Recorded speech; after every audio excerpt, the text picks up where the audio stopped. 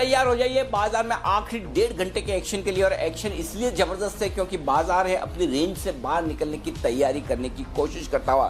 क्या आज एक बेहतरीन क्लोजिंग मिलेगी और कल की एक्सपायरी के पहले कुछ और शॉर्ट कवरिंग और खरीदारी के बनेंगे आसार? लेंगे जवाब फाइनल ट्रेड में। आप सबका स्वागत है, नमस्कार, मैं हूं अनिल सिंघवी। और नमस्कार, मैं हूं दीपांशु भंडारी। बाजार देखिए भरपूर एक्शन हो रहा है। ग्लोबल मार्केट्स में भी थोड़ी रिकवरी हुई है। डाउ फ्यूचर्स हालांकि अभी भी थोड़े दबाव में आपको दिखेगा, पर भारतीय बाजारों में एक्शन भरपूर है। तो जानेंगे अनिल जी से क्या स्ट्रैटेजी होनी चाहिए आपके लिए 1.5 घंटे के ट्रेड में और किस स्टॉक पर आपको एक्शन दिख रहा है। पर अनिल जी उससे पहले बताइए बाजार की बड़ी बातें क्या है। दिन की ऊंचाइयों पर है बाजार, 10,400 के पार निकलकर टिकता हुआ। बैंक निफ्टी में भी शानदार तेजी होती दिख रही है, 450 अंक मजबूत है। बैंकिंग और फाइनेंशियल शेयरों से जबरदस्त सपोर्ट आता हुआ दिख रहा है। फार्मा रियल एस्टेट शेयरों में हल्की मुनाफा वसूली आपको दिखेगी, लेकिन यूरोप के बाजारों की मिलीजुली शुरुआत है, कोई खास फर्क नहीं है। नैस्डैक और डाउ फ्यूचर हल्के लाल निशान में है। तो ग्लोबल मार्केट से बहुत ज्यादा सपोर्ट है नहीं, लेकिन दीप जो कुछ भी एक्शन हो रहा है वो भारतीय बाजारों में ही हमारे यहाँ बढ़ता हुआ नजर आ रहा है। जी, ये है अब तक की बड़ी बातें। बिल्कुल अनिल जी, और कल भी हम इस बारे में चर्चा कर रहे थे। आज भी आप बोल रहे थे कि बैंक निफ्टी में एक बड़े मूव का काफी समय से इंतजार है और आज हमने वो मूव आते हुए देखा है। 21,900 के पार भी जाते हुए देखा था अभी थोड़ी देर पहले अनिल जी। अभी भी 450 अंक ऊपर है। क्या ये वो बड़ी मूव आ चुकी है या फिर यहां से और अच्छी मूव आ सकती है, जहां तक स्पेशली जो बैंक निफ्टी में हम एक्शन दे रहे हैं? और निफ्टी भी ऑफकोर्स सर 10,400 के ऊपर आराम से ट्रेड कर रहा है इस समय। ये जो बड़ी बूंद न आई है न आ चुकी है दीप, बल्कि इसका जवाब तीसरा ही है कि आने की तैयारी है। आपको याद है आज सुबह हम बात कर रहे थे कि 8-9 दिन हो गए बाजार को सीमित दायरे में कारोबार करते हुए। बाजार ज्यादा देर शांत रहता नहीं है। अगर बहुत ज्यादा वोलेटिलिटी, बहुत ज्यादा उतार चढ़ाव लंबे समय तक चले वो भी बाजार को जमता नहीं है, और बहुत सुस्त हो जाए वो भी चलता नहीं है। तो इस सुस्ती से बाहर निकलकर चुस्ती के लिए बाजार तैयार है। आज या कल जो हम बात कर रहे थे कि शायद एक्सपायरी का दिन ज्यादा बेहतर हो जब बाजार रेंज के बाहर निकलने की कोशिश करे, लेकिन एक्सपायरी के ठीक एक दिन पहले रेंज के ऊपरी स्तरों को नॉक करके बाहर निकलने की पहली कोशिश तो हुई है, क्योंकि 10,400 के पार निकलकर निफ्टी टिकने की जो कोशिश कर रहा है, और अगर भगवान ने चाहे 10,400 के ऊपर आज बंद हो जाता है तो एक संकेत आपको ऊपर की तरफ निकलने का आता हुआ पहला दिखेगा। 21,700 के ऊपर अगर आज आप क्लोज होते हैं बैंक निफ्टी पर, तो बैंक निफ्टी आपको मजबूती के संकेत देगा कल के लिए भी और अगले हफ्ते के लिए भी। लेकिन उससे पहले 21,800 इंट्राडे की जो रेंज थी उस हाई रेंज के आसपास भी आता हुआ दिख रहा है। तो हाई रेंज को दोनों ही निफ्टी और बैंक निफ्टी ने टेस्ट किया है, उसके पार निकलकर दिन में ट्रेड कर रहे हैं। अब हमें आखिरी 1.5 घंटे में चाहिए ये कि जहां पर अभी हम ट्रेड कर रहे हैं 21,800 के ऊपर बैंक निफ्टी पर और 10,400 के ऊपर निफ्टी पर, अगर इसके ऊपर हम बंद होते हैं तो कल की एक्सपायरी के लिए सेट है। और दीपक, आपको याद हो तो एक बात मैं फिर से बताना चाहता हूं, दोहराना चाहता हूं, और वो ये कि सुबह हम बात कर रहे थे कि वायदा कारोबार के संकेत हम न्यूट्रल से पॉजिटिव साइड पर मानकर चल रहे हैं, और वो पॉजिटिव साइड पर संकेत मानने की वजह ये हो रही थी कि पुट कॉल रेशियो 1:19 पर आया है। तो ये put call ratio excessive call shorting की वजह से आया है। जो यही बात थी कि आप इसे दो तरीके से देख सकते हैं। एक ये कि कॉल शॉर्ट कर रहे हैं लोग, बेच रहे हैं, शॉर्ट साइड पर हैं। दूसरी तरफ एक्सेसिव शॉर्ट है, तो ये एक्सेसिव शॉर्ट बाजार को ऊपर ले जाने का काम कर सकती है। और पिछले 8 दिनों में एक भी बार, चाहे आपने अमेरिका में 750-800 पॉइंट की कमजोरी देखी हो, डाउ फ्यूचर्स नीचे भी रहे हो, हमने लगातार एक ही स्टैंड रखा है। बाजार ने एक भी दिन इंट्राडे या क्लोजिंग बेसिस पर किसी भी इंपॉर्टेंट लेवल को तोड़ा नहीं है, जिसकी वजह से आप ये माने कि बाजार नीचे जाने को तैयार है। न 10,200 को तोड़ा है। 10,200 पहले टूटेगा या 21,300 के नीचे बंद होगा तो ही सतर्कता का पहला संकेत आएगा। अगर 21,000 के नीचे बंद होगा तो आपको सावधानी का पहला संकेत मिलेगा, कमजोरी का, तब ट्रेंड न्यूट्रल होगा। या आप 10,000 के नीचे निफ्टी पर बंद होंगे तो आपको कमजोरी का पहला संकेत होगा। तो उससे काफी ऊपर है, तो इसमें कोई डाउट नहीं कि अच्छे समय बिताने के बाद, टाइम वाइज कंसोलिडेशन करने के बाद बाजार तैयारी कर रहा है ऊपर निकलने की। और ये ऊपर निकलने की रेंज में निफ्टी के लिए आगे 10,500 10,550 की राह बन सकती है, और बैंक निफ्टी के लिए 22,250 से लेके 22,450, 22,500, 22,200 से 22,500 ब्रॉडली ये मान लें, वहां तक का रास्ता खुलता हुआ दिख रहा है। तो कुछ और तेजी के लिए हम तैयार होते हुए दिख रहे हैं। जी बिल्कुल अनिल जी, तो तैयार हो जाइए कुछ और तेजी के लिए। जानते हैं किस तरह का एक्शन रहेगा। हमारे एक्सपर्ट्स भी हमारे साथ जुड़ने वाले हैं। रुपए की क्लोजिंग हुई है आज 9 पैसे की कमजोरी देखी है। रुपए वैसे अच्छा स्ट्रॉन्ग अप ट्रेंड रहा है, 76 के पार गया था, उसके बाद अच्छा रिट्रेसमेंट आया और 75.5 75.6 के आसपास होल्ड कर रहा है। तो आज 9 पैसे की आपने कमजोरी देखी है, बट एक छोटी रेंज में ट्रेड होते हुए देखा है रुपए में इस हफ्ते एटलीस्ट आपने। तो ये तो है आपके लिए रुपए का एक्शन। जल्दी से जान लेते हैं कि कौन से ट्रिगर्स आने वाले दिनों में, कौन से इवेंट्स हैं जहां पर आपको नजर रखनी चाहिए, और साथ ही खबरों वाले स्टॉक्स कौन से हैं जो आज मार्केट्स खुलने के बाद एक्शन में आए हैं। मानसी और देवांशी हमारे साथ तैयार हैं। मानसी, गुड आफ्टरनून, बताइए कौन से ट्रिगर्स और इवेंट्स पर नजर है। Good afternoon Deepanshu. नतीजों का सीजन अब धीरे धीरे खत्म हो रहा है, लेकिन आज एवरेडी इंडस्ट्रीज के नंबर्स पर फोकस रहेगा। इसके अलावा एफओएमसी की बैठक के मिनट्स जारी होने वाले हैं जिस पर नजर रहेगी। साथ ही सीक्वेंट साइंटिफिक का ओपन ऑफर जो कि आज से खुला है, इंपॉर्टेंट ट्रिगर है। 14 जुलाई तक ये ऑफर खुला रहेगा।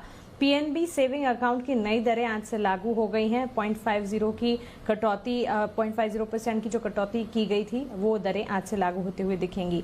कल गुरुवार का दिन जुलाई सीरीज की पहली वीकली एक्सपायरी होते हुए हम देखेंगे निफ्टी बैंक निफ्टी की।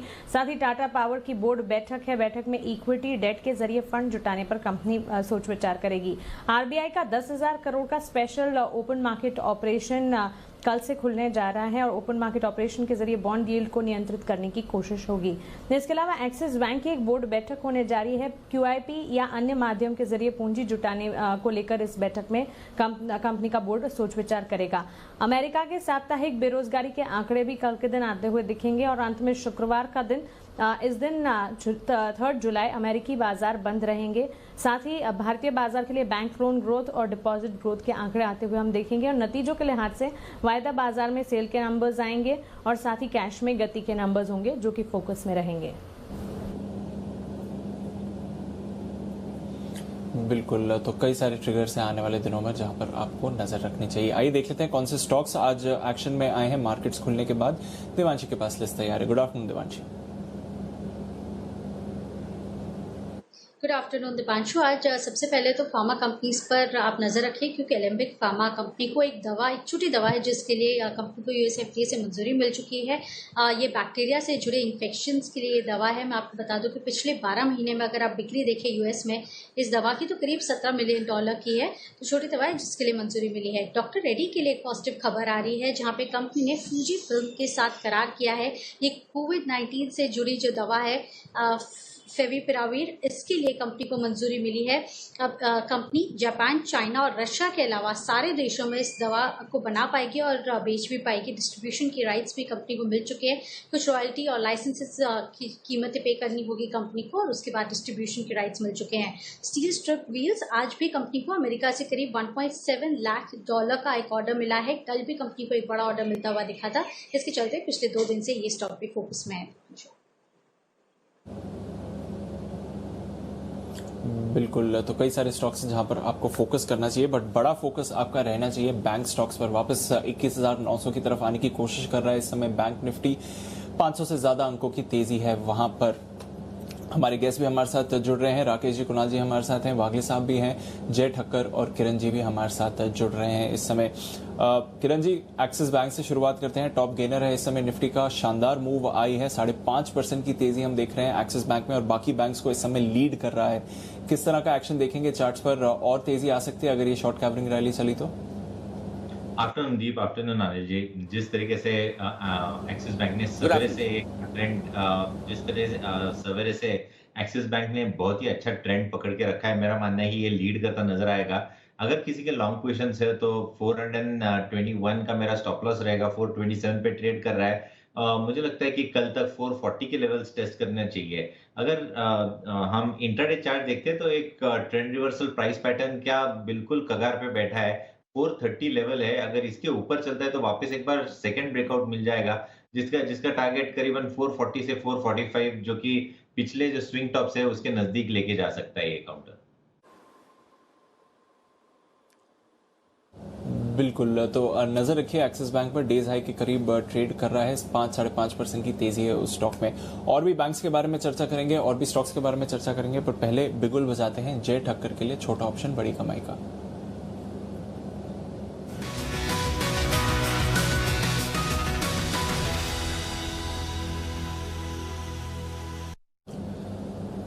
गुड आफ्टरनून जय, अपना छोटा ऑप्शन बड़ी कमाई का ट्रेड भी बताइए और आज सुबह जो आपने कॉल्स दी थी उस पर भी अगर कोई अपडेट है तो वो भी दे दीजिए।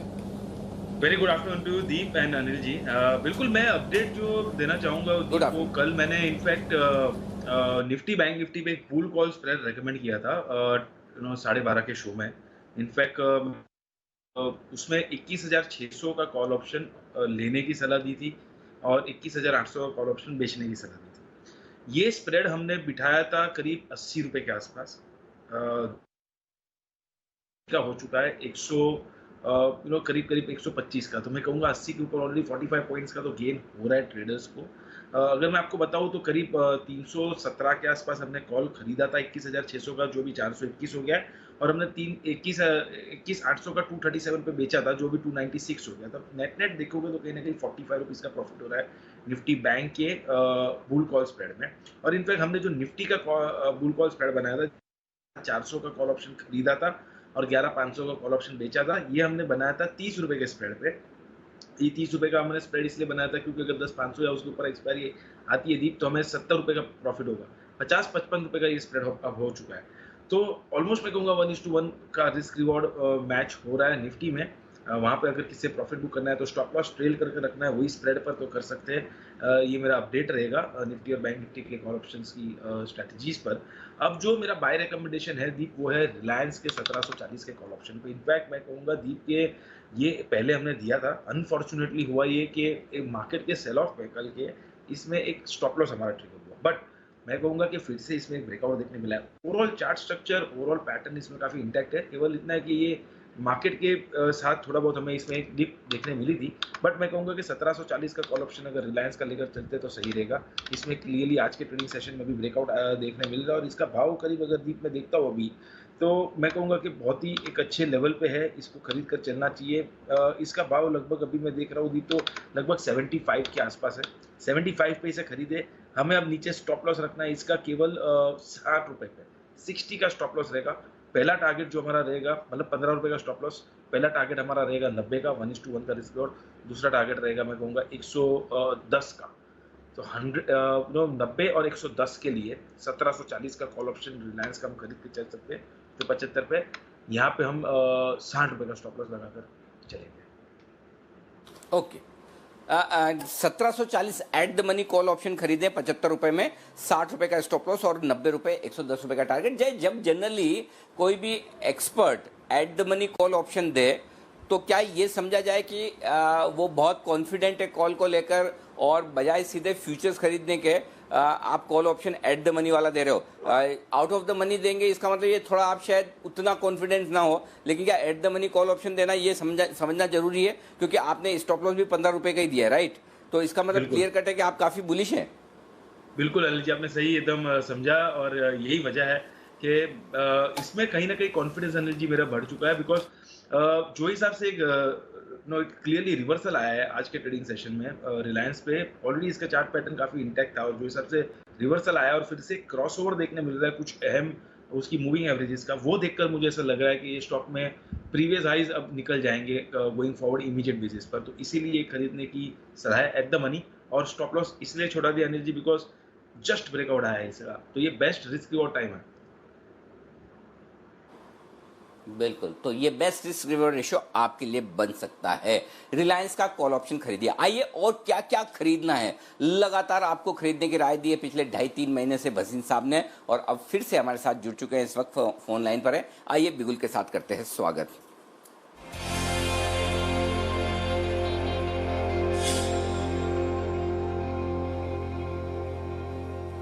भसीन साहब स्वागत है आपका। सबसे पहले तो आपको धन्यवाद इस बात के लिए नहीं कि निफ्टी इतना बैंक निफ्टी इतना बढ़ गया, निफ्टी 10,400 के ऊपर निकल गया, लेकिन मैं धन्यवाद इस बात के लिए देना चाहता हूं कि जब पिछली बार आपसे बात हो रही थी तो आपने बोला कि बैंक निफ्टी 1000 पॉइंट यहाँ से बढ़ेगा। मैंने कहा मेरा खून बढ़ गया ऑलरेडी, और अब वाकई में देखकर और मेरा खून बढ़ रहा है। तो मेरा खून बढ़ाने के लिए पहले धन्यवाद स्वीकार कर सर, गजब, बहुत ही बढ़िया prediction. Thank you Anil ji. तो देखिए, आपके लिए इन्वेस्टरों के लिए कोविड से ज्यादा मैं आपके खून का as a specialist, as a doctor आपका वो कर रहा हूँ कि आपका हौसला बढ़ा रहा हूँ। और याद रखना, हौसला बढ़ाने के लिए कोई नहीं होता, सब आपको मंदी और ये और वो सब कहते हैं। हमने आपका हौसला बढ़ाया है और धन भी बढ़ाया है। तो आप कोविड से तो जूझ ही रहे हैं और भगवान करे वो जल्दी चले जाए, लेकिन आपने धन बनाने का मौका और हौसला अफजाई के लिए हमसे अच्छा आदमी नहीं मिला होगा अनिल जी। और हमारी जोड़ी अच्छी रही है ये 2.5-3 महीने में। एब्सोल्युटली, बिल्कुल। और ग्रह नक्षत्र बढ़िया मिले हैं, सही वक्त पे शुरुआत हुई और वो शुरुआत और आगे बढ़ती दिखी, और इसीलिए दर्शक काफी पसंद भी कर रहे हैं, आपकी तारीफ भी कर रहे हैं और पैसा भी बना रहे हैं। और खास तौर से वो दर्शक जिन्होंने संयम रखा है, धैर्य रखा है, पेशेंस के साथ अच्छे स्टॉक्स पर बैठे रहे हैं, उनके लिए तो मतलब ये गोल्डन पीरियड है लाइफ में। शायद जैसा कह रहे हैं कि हम 11 साल में पहली बार ऐसा क्वार्टर रहा है जिसने इतने हाईएस्ट रिटर्न दिए। उस हाईएस्ट रिटर्न में सबसे ज्यादा अगर किसी एक एक्सपर्ट का कंट्रीब्यूशन है तो वो बसीन साहब है। आइए सर, एक बार पहले अपडेट दे दें, फिर मैं आपसे नई कॉल्स लेता हूँ। हाँ तो अनिल जी देखिए, आपको 1000 पॉइंट कहा था, 750 पॉइंट तो आज ही हो गया। 100 पॉइंट अब था जब मैं आया बैंक निफ्टी, और वो बता रहा है कि कितना शॉर्ट और कितना पेसिमिज्म था वो सब कवर हो रहा है। तो आपको सुबह हमने जो कॉल दी थी M&M फाइनेंस 165 पे ठोक के कहा था 180-85, आज 175 मार गया अनिल जी। और जिसने आज फ्यूचर में लिया 170, उसके लिए 180 का टारगेट है, 175 पे पार्ट प्रॉफिट बुक कर सकता है। बैंक ऑफ बड़ौदा 49 पे दिया था, 51 मार चुका है, आप फिर भी रखिए 55 का टारगेट। और कल की मेरी कॉल अनिल जी, शेयर बाजार अभी न्यू हाई 500 नहीं गया, लेकिन HDFC बैंक 1100 हो गया है और HDFC 1830, दोनों आपको ठोक के कहा था कि HDFC बैंक और HDFC आउट परफॉर्म करेंगे। M&M फाइनेंस, PFC जो मैंने शॉर्ट दिया था कल, वो स्टॉप लॉस हो गया, क्लोजिंग बेसिस पे निकल जाइए। और अब आप कहें तो मैं 2 और कॉल दूं सर? बिल्कुल, और दोनों जाहिर सी बात है बाय कॉल से होंगे, बताएं सर। हाँ, और एक अपडेट और है सर, मैकडॉवल और बॉश में भी मैंने दोनों में लॉन्ग दिया हुआ है। बने रहिए, मैकडॉवल यहाँ से आपको सरप्राइज कर देगा, 700 रुपए का भाव मुझे दिखता है, और बॉश में 12,500। तो आज की पहली कॉल है सर PNB। बैंकों में नया रुझान गया, PNB is a turn around case, 35.5 का भाव है, स्टॉप लॉस रखिए 34 रुपए 20 पैसे का, और टारगेट होएगा 38.5 का इसमें, ये ट्रेडर के लिए। दूसरा पिक है sir ACC, cement dispatches are strong, 1318 से 22 में लीजिए, 1298 का स्टॉप लॉस और 1385 से 1400 का टारगेट।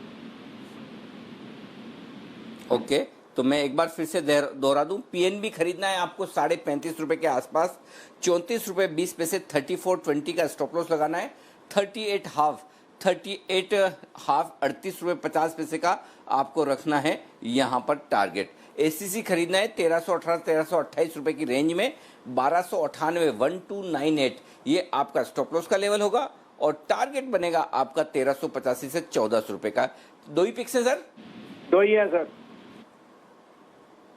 ओके सर, तो 3 बजे आपसे होगी फिर मुलाकात आपकी BTST पिक्स के साथ। फिलहाल ये 2 पिक्स एंजॉय कीजिए और यहां पर बनाइए आप पैसा। PNB और ACC दोनों ही शेयर पसंद है बसीन साहब को तेजी करने के लिए आज से। तो ये है आपके लिए स्टॉक्स जो जमकर एक्शन में आते हुए दिख रहे हैं, बाकी स्टॉक्स भी। और डाउ फ्यूचर्स अब महज 60 अंकों के नुकसान के साथ कारोबार करते हुए दिख रहे हैं। लेकिन एक और स्टॉक है जहां पर बड़ी तेजी बनती हुई दिख रही है, और वो है उज्जीवन। वागले साहब, जरा उज्जीवन के चार्ट देखिए और बताइए, वायदा कारोबार का टॉप गेनर, ये आज क्या कमाल करने की फिराक में है?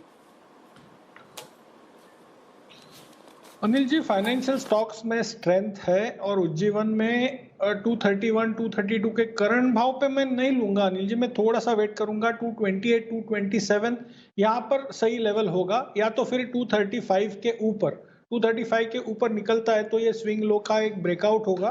फिर मैं 245 तक की बात करूंगा, 235 के ऊपर लेते हो 229 का स्टॉप लॉस होना चाहिए।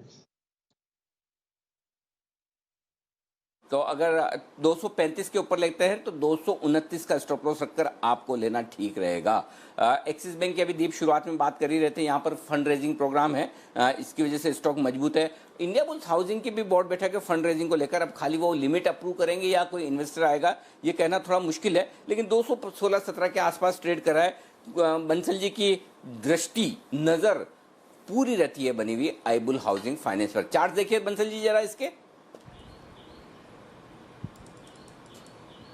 अनिल जी, चार्ट्स पॉजिटिव है, नीचे में एक अच्छा सपोर्ट स्टॉक ने लिया था, अब वो सपोर्ट ऊपर की तरफ शिफ्ट हो रहा है, और अब वो सपोर्ट ऊपर में 200 के अराउंड आ गया है। आज स्टॉक ने एक अच्छी रैली दिखाई थी, 230-32 तक स्टॉक गया था, वहां से रिट्रेस हुआ। रुझान पॉजिटिव है, जब तक 200 रुपीज के ऊपर है तब तक ट्रेंड इंटैक्ट है यहाँ पर, तो जिन्होंने लिया हुआ है वो होल्ड करें। ये है आईबुल हाउसिंग पर आए। इस बीच हमारे साथ आशु मदान साहब भी कार्यक्रम में शामिल हो चुके हैं जेएम फाइनेंशियल से। आशु जी स्वागत है आपका। पहले तो एक व्यू बाजार पर, और आप लगातार आप भी कह ही रहे थे कि बाजार में व्यू तेजी की तरफ रखिए, मंदी की तरफ नहीं, इंडेक्स में कमजोरी नहीं है, कृपया करके गुस्सा न निकालें, अब खुशी जाहिर करें। हाँ जी अनिल जी, इंडेक्स में अभी भी वही सेम व्यू कंटिन्यू है जो आप लास्ट भी हमने स्प्रेड दिया था 10, 200, 400 का, कि इंडेक्स में पॉजिटिव है, इंडेक्स में गुस्सा भी नहीं निकालें। सेक्टोरल रोटेशन अनिल जी जरूर हो रही है, तो उस पर जरूर ध्यान रखना चाहिए और उसको स्मार्टली हैंडल भी करना पड़ेगा, क्योंकि हम ऐसे लेवल पे आ गए हैं कि आप अगर कहीं ना कहीं ट्रैप होते हैं और दूसरा सेक्टर चलता है तो ना कि आपको लॉस भी हो सकता है और दूसरे सेक्टर की जो चलने की अपॉर्चुनिटी है वो भी मिस हो सकती है। So Anil ji, between the sector sectoral rotation fast हो रही है, तो उसमें थोड़ा अलर्ट रहना चाहिए। Coming back to index Anil ji, एक अपडेट देना चाहता हूँ। पिछले 4 दिन में, क्योंकि वीकली एक्सपायरी कल खत्म हो रही है, कल हो रही है, 3 स्प्रेड दिए थे अनिल जी, 10, 500, 250, 10, 400, 200 और बुल स्प्रेड दिया था 10, 200, 400। अनिल जी सब में अच्छा 50, 60, 70, 80 रुपए तक का प्रॉफिट, पॉइंट्स का प्रॉफिट पर निफ्टी में आया है। तो मैंने आज भी मैसेज कर दिया था, सारे क्लाइंट्स को भी बोल दिया था कि अब सारे स्प्रेड बुक कर दें, अभी मैं एक नया स्प्रेड दूंगा और अनिल जी उसके साथ एक पेयर ट्रेड भी दूंगा। मार्केट में अभी भी पकड़ इंडेक्स की अनिल जी बरकरार है, जो मैं बार बार बोल रहा हूँ कि मतलब छूटेगा नहीं, क्योंकि वो नीचे वाला शॉर्ट जब है ना अनिल जी, जब तक कवर नहीं होगा ना कुछ होता रहेगा, स्टॉक्स बीच में चर्न होते रहेंगे, और इसीलिए हमने पेयर ट्रेड दिया था। अनिल जी एक और अपडेट भी है, पिछले परसों में एक अपडेट दिया था भारती लॉन्ग और डीएलएफ शॉर्ट। भारती ने 2 बार ओपनिंग ऊपर दी है, भारती में एग्जिट मिला है, लेकिन अगर भारती किसी ने ऊपर भी ले लिया हो तो रख सकता है, पेशेंस टेस्ट करेगा कि अल्टीमेटली भारती का व्यू पॉजिटिव है। लेकिन मैंने बोला पैसे लिमिटेड होते हैं, ट्रेड्स लिमिटेड कर सकते हैं, तो कभी कभी लोग जिटरी हो जाते हैं कि मैं भारती में हूं तो दूसरा कैसे लूं, तो उनके लिए मेरा फिर भी है कि भारती कर सकते हैं। डीएलएफ भी अनिल जी कल भी नीचे मिला, परसों भी, आज सुबह भी नीचे था, अभी थोड़ा बाउंस बैक आया है। डीएलएफ में अनिल जी एक और फंडामेंटल अपडेट भी दे दूं, डीएलएफ का जो सबसे अच्छा मॉडल था वो था रेंटल मॉडल, जो कि था एक रियल एस्टेट कंपनी के लिए, जिस तरह से गुड़गांव में प्रॉपर्टीज ओन करते हैं, जो रेंटल मॉडल था, वो rental model Anil ji questionable हो गया है, क्योंकि सारे रेंट रीनेगोशिएट हो रहे हैं, बहुत सारे लोगों ने माफ करवाया। डीएलएफ का तो नोटिस भी आया था सबको कि उन्होंने मॉल में और ये उनकी मॉल में जो पीवीआर हैं या बाकी सब भी हैं, उनको लॉकडाउन का जो रेंट भी माफ किया है, तो एक अच्छा जेस्चर है, लेकिन कहीं ना कहीं कंपनी के फंडामेंटल्स में इफेक्ट करता है, तो मुझे लगता है डीएलएफ सबड्यूड रहेगा। अब अनिल जी कल की एक्सपायरी के लिए एक स्प्रेड है और एक पेयर ट्रेड भी है। हाँ, तो पहले एक बार बिगुल बजाता हूँ मैं। आपके लिए एक्सपायरी का ट्रेड जो है उसके लिए बिगुल बजेगा छोटा ऑप्शन बड़ी कमाई का, और बीटीएसटीटी का बिगुल बाद में अलग से आएगा। पहले छोटा ऑप्शन बड़ी कमाई।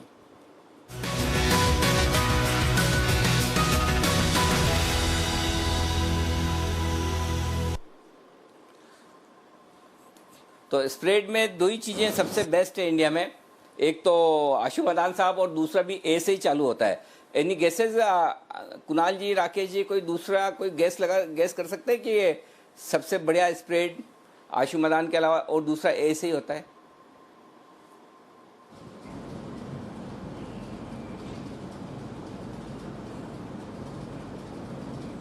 बंसल जी कोई अंदाज लगाना चाहेंगे? आईक्यू लेवल का सवाल है भाई ये।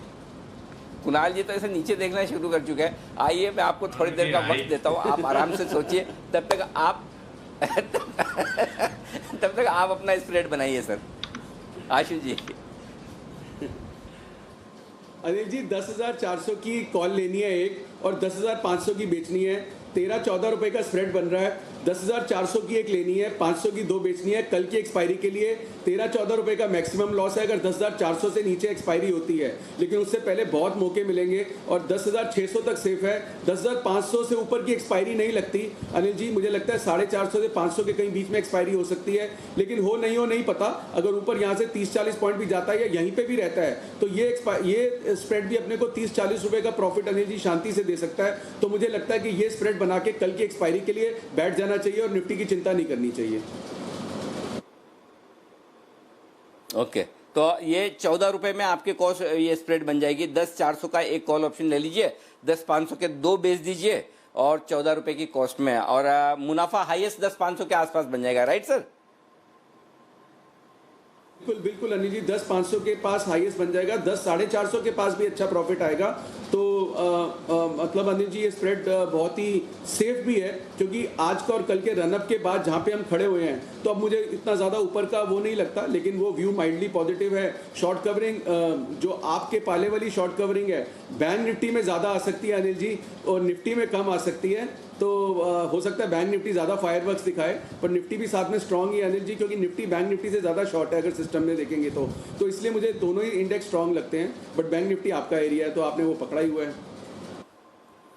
ना बिल्कुल। और एक्चुअली आशु जी पिछले 2 दिनों से लगातार बैंक निफ्टी पे मैं बुलिश होके कोशिश भी कर रहा था, लेकिन क्या है कि वो कभी कभी क्या होता है, टाइम वाइज करेक्शन में मार्केट आपको थका देता है। तो इसने 2 दिन लगा दिए, ब्रेकआउट के आसार दिख रहे थे कि इसको ऊपर जाना है, लेकिन कभी कभी ये होता है कि आपको जितना जल्दी आप मूव एक्सपेक्ट करें वो आता नहीं, फिर थोड़ा टाइम लगता है तो लोग थक जाते हैं, वो नेचुरल भी है। ये इस तरह के तेजी के बाजार में आप इंतजार करें तो रह जाते हैं, मंदी के बाजार में इंतजार करने का मन नहीं होता, या रेंज बाउंड बाजार में इंतजार करने का मन नहीं होता।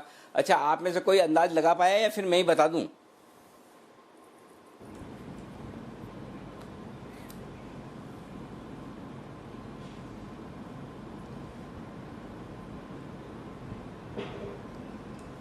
चलिए तो आप ही बताइए। एक बार जरा सबके चेहरे तो दिखा।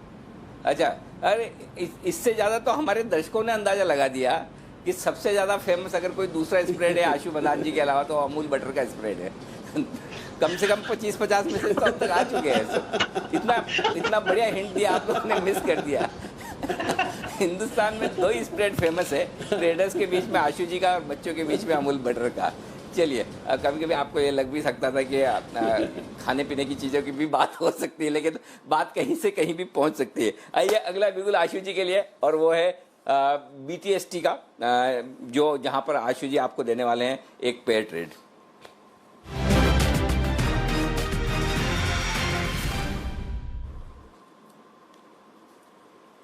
जी आशु सर बताएं। अनिल जी, पर ये जो आपने स्प्रेड का सवाल पूछा ना, ये सच में बहुत मुश्किल था। मैं भी दिमाग लगा रहा था कि क्लोजेस्ट जो स्प्रेड देता है, कभी कभी शुभम देता है या कोई देता है, ए से कौन है, तो ए वाला तो बिल्कुल समझ नहीं आ रहा था।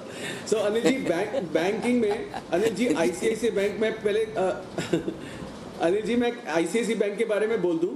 ICICI बैंक हमारी हाउस कॉल है, परसों से चल रही है। हमने 352 के अराउंड दी थी, आज 358 में रीट्रेट किया है कि इसको लेना है। और अनिल जी, क्लाइंट्स को हमने 10 रुपये नीचे बढ़ चुका है, लेकिन उसके बावजूद भी मैं बोल रहा हूँ कि ICICI बैंक में अनिल जी 380 से 400 का टारगेट है। तो अगर अभी भी किसी ने नहीं लिया तो अगर लेना है, अगर, क्योंकि स्टॉक सिलेक्शन बहुत इंपॉर्टेंट है अनिल जी इस मार्केट में, कि अब ऊपर जाएगा तो क्या लेना है, तो मुझे लगता है कि जो सबसे बेस्ट है वो इस वक्त ICICI बैंक है। कल और परसों की मंदी में भी अनिल जी 2 रुपए से ज्यादा नीचे पार्टिसिपेट नहीं कर रहा था, बिल्कुल भी गिरावट नहीं दिखा रहा था। ऑन द कॉन्ट्ररी, वो कई बार कहते हैं ना कि स्क्रीन पे कह रहा था कि बस मार्केट जहां ही सेटल होगी मुझे ऊपर जाना है, और आज हमने एक मूव देखी और इसी तरह की मूव हम और भी देख सकते हैं। तो अनिल जी लॉन्ग साइड पे ITC है, और सॉरी ICICI बैंक है। अनिल जी शॉर्ट एक है, अगर किसी को करना है तो मुझे लगता है अनिल जी फार्मा में सिप्ला सिर्फ 5 रुपए के स्टॉप लॉस है अनिल जी, 633 के स्टॉप लॉस से 627 का रेट है सिप्ला का। सिप्ला में सिर्फ 5 रुपए के स्टॉप लॉस से अगर किसी को हेज पोजीशन लेके जानी है अनिल जी, मार्केट ऊपर है और जिस तरह से ये वाइल्ड स्विंग्स देती है, चाहे वो नैरो बैंड में दे रही है लेकिन वाइल्ड स्विंग्स देती है, उसमें स्टॉक कुछ घटते हैं कुछ बढ़ते हैं। तो अगर किसी को हेज रखना है तो अनिल जी सिप्ला हेज रख सकता है, उसकी सिप्ला सेल कर सकता है सिर्फ 5 रुपए के स्टॉप लॉस से।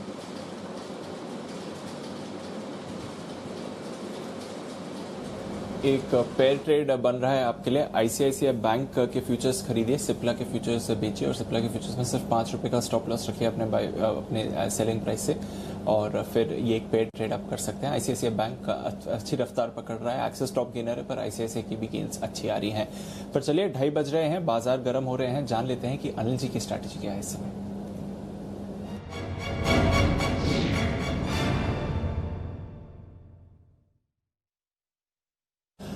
अनिल जी, भारतीय बाजार में तो भरपूर एक्शन है। 21,900 पर निफ्टी है। डाउ फ्यूचर्स में अच्छी रिकवरी चल रही है, अब सिर्फ 40 पॉइंट नीचे है। जब शो शुरू करा था तो वहां से भी हमने देखा है कि अच्छी रिकवरी आ गई है डाउ फ्यूचर्स में। नास्डैक फ्यूचर्स वहां पर भी रिकवरी आती हुई दिख रही है इस समय। और यूरोप के बाजार हैं थोड़े सुस्त हैं, पर वहां पर भी हल्की सी रिकवरी आई है, डेज लो से रिकवर करते हुए दिख रहे हैं, बल्कि जर्मनी के बाजार अब पॉजिटिव भी आते हुए दिख रहे हैं। तो रिकवरी के संकेत आ रहे हैं ग्लोबल मार्केट्स में, एंड ऑफ कोर्स भारतीय मार्केट्स में तो एक्शन भरपूर है सर।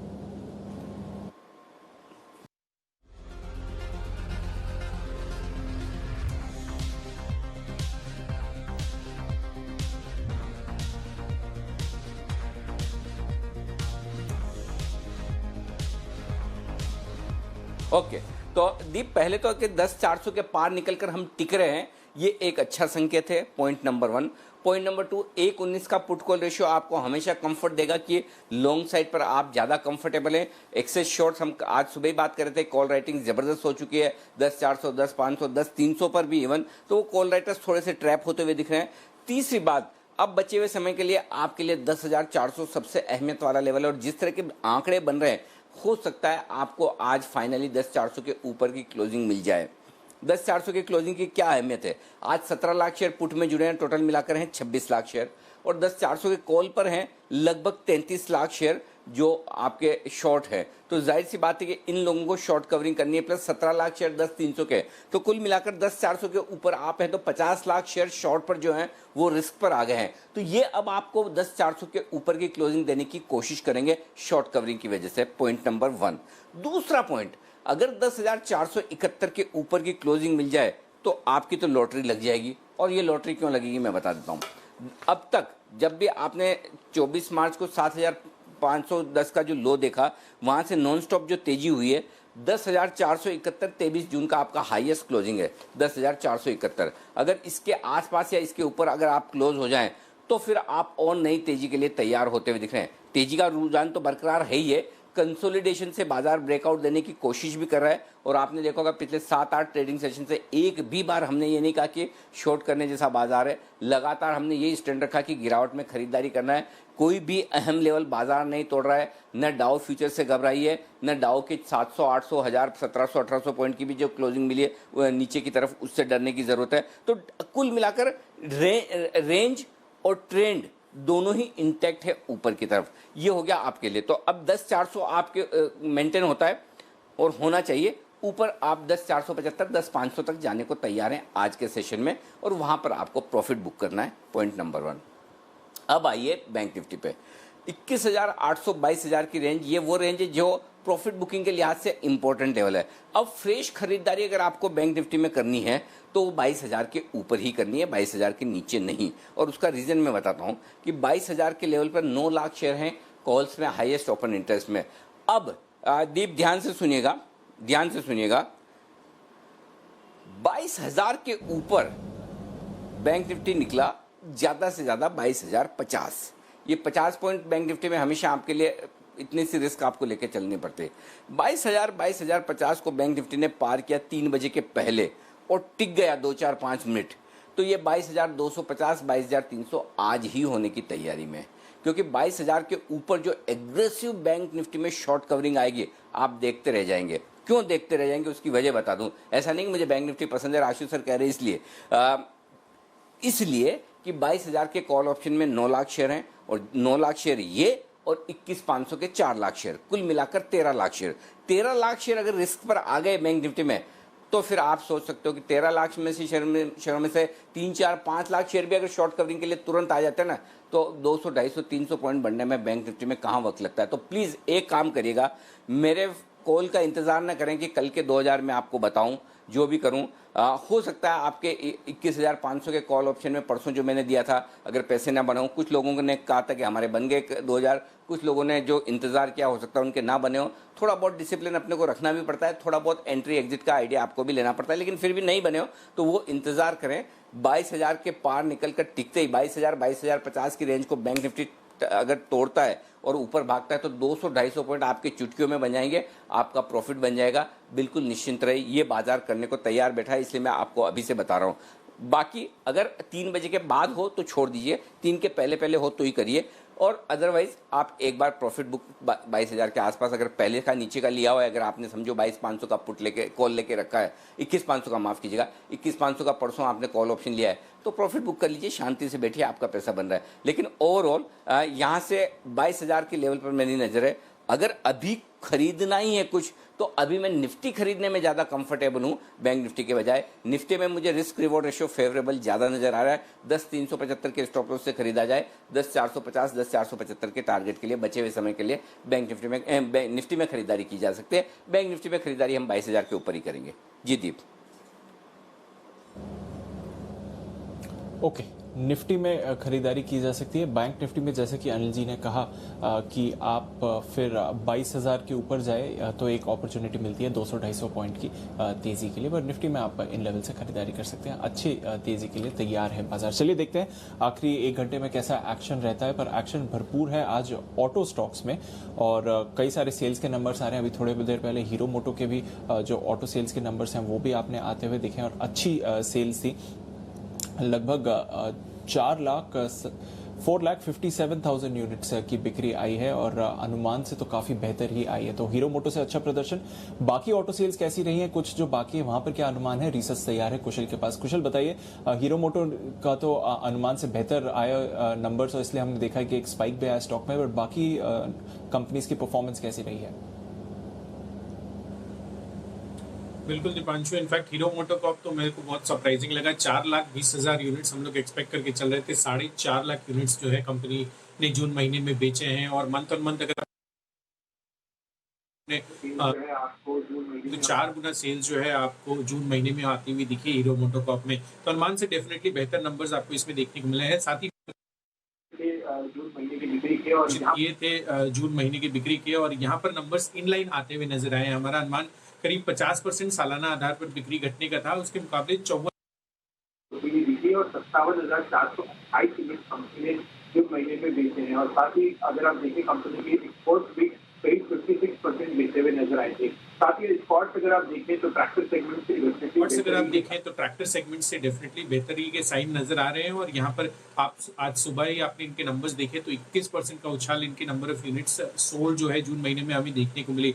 और साथ साथ अगर आप महिंद्रा एंड महिंद्रा के नंबर्स पर भी नजर डालें तो यहाँ पर भी अनुमान से बेहतर साइड पर नंबर्स आते हुए दिखे हैं। इनफैक्ट जो फॉल हम एक्सपेक्ट करके चल रहे थे, हम करीब 66% का फॉल जो है इनके ओवरऑल व्हीकल सेगमेंट्स में हम एक्सपेक्टेड था और उसके मुकाबले 55% का फॉल जो है महिंद्रा एंड महिंद्रा में आता हुआ नजर आया और 19,358 यूनिट्स कंपनी बेचने में सफल रही है। साथ ही इनका ट्रैक्टर सेगमेंट अगर आप देखें दीपांशु तो एस्कॉर्ट्स में जिस हिसाब की नंबर्स में तेजी देखी है वैसा ही रुझान जो है आपको महिंद्रा एंड महिंद्रा के ट्रैक्टर सेगमेंट में भी देखने को मिला। 10% की जो बढ़त है आपको लास्ट ईयर के मुकाबले इनकी ट्रैक्टर बिक्री में देखने को मिली। हमारा अनुमान केवल 4.5% तक का ही बढ़ने का था। इसके साथ साथ अगर आप आयशर मोटर्स पे भी देखें तो सीवी स्पेस से आयशर मोटर्स के नंबर्स और ज्यादा खराब आते हुए दिखे। हमारा अनुमान 56% के फॉल का था, उसके मुकाबले 70% जो है इनकी जो नंबर ऑफ यूनिट्स की बिक्री है वो गिरती हुई दिखी है। साथ ही 2 स्टॉक्स और हैं जिनके नंबर्स डिक्लेयर हुए थे, जिसमें एसएमएल इजुजू यहाँ पर नंबर्स खराब आए हैं, 85% इनकी बिक्री गिरी है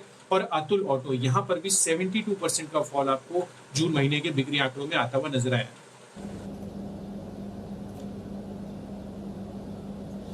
बिल्कुल, तो कई सारे नंबर्स आपके सामने आते हुए दिख रहे हैं। कुछ और नंबर्स अभी भी आना बाकी हैं, बट हीरो मोटो की तरफ से जो ऑटो सेल्स के नंबर्स हैं शानदार प्रदर्शन रहा है इस कंपनी से। तो नज़र रखिए हीरो मोटो के स्टॉक पे। वैसे भी काफ़ी एक्टिव रहा है। जहाँ तक हीरो मोटो का सवाल है, हमने देखा भी है कि लगातार आप इस पर अच्छी बाई कॉल्स भी आते हुए देख रहे हैं और स्टॉक भी एक परफॉर्मर ही रहा है। कल सिद्धार्थ सिडानी साहब ने भी इस पर रिकमेंड किया था अपनी पिक ऑफ द डे में और इंटरडे बेसिस पर भी आप अच्छे ट्रेड्स आते हुए देख रहे हैं। तो हीरो मोटो एक बार इसकी चार्ट पर बात कर लेते हैं। कुणाल जी, कुछ एक्शन देख रहे हैं हीरो मोटो पर? एक स्पाइक आया जब नंबर्स आए थे, बट 2500 के ऊपर होल्ड कर रहा है, 2550 के पास है इस समय। क्या करना चाहिए हीरो मोटो के साथ?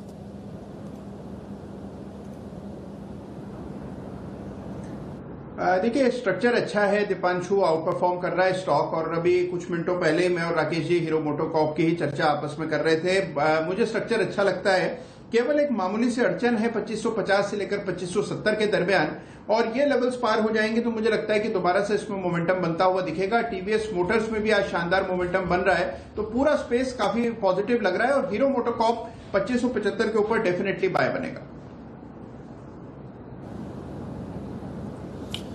2575 इन लेवल्स के अगर ऊपर आपको जाता है हुआ दिखता है स्टॉक, तो डेफिनेटली एक बाइंग अपॉर्चुनिटी। तो नजर रखिए हीरो मोटोकॉर्प पर, शानदार एक्शन आपको आते दिख रहा है और शानदार सेल्स के भी नंबर्स आए। टीवीएस मोटर्स पर भी आपने इसका एक फॉलो ऑन इफेक्ट आते हुए देखा है।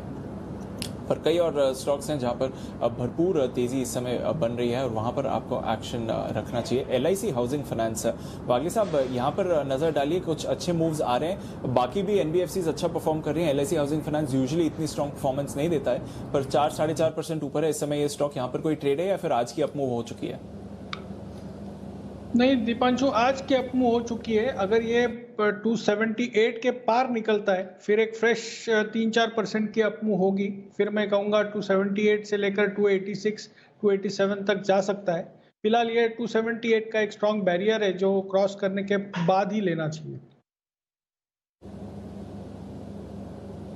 ओके, थोड़ा और अप मूव आए तो ही फिर आप यहाँ पर भरोसा रखिए। पर चलिए चलते हैं जय ठक्कर के पास, उनके पास एक छोटा ऑप्शन बड़ी कमाई की आइडिया है।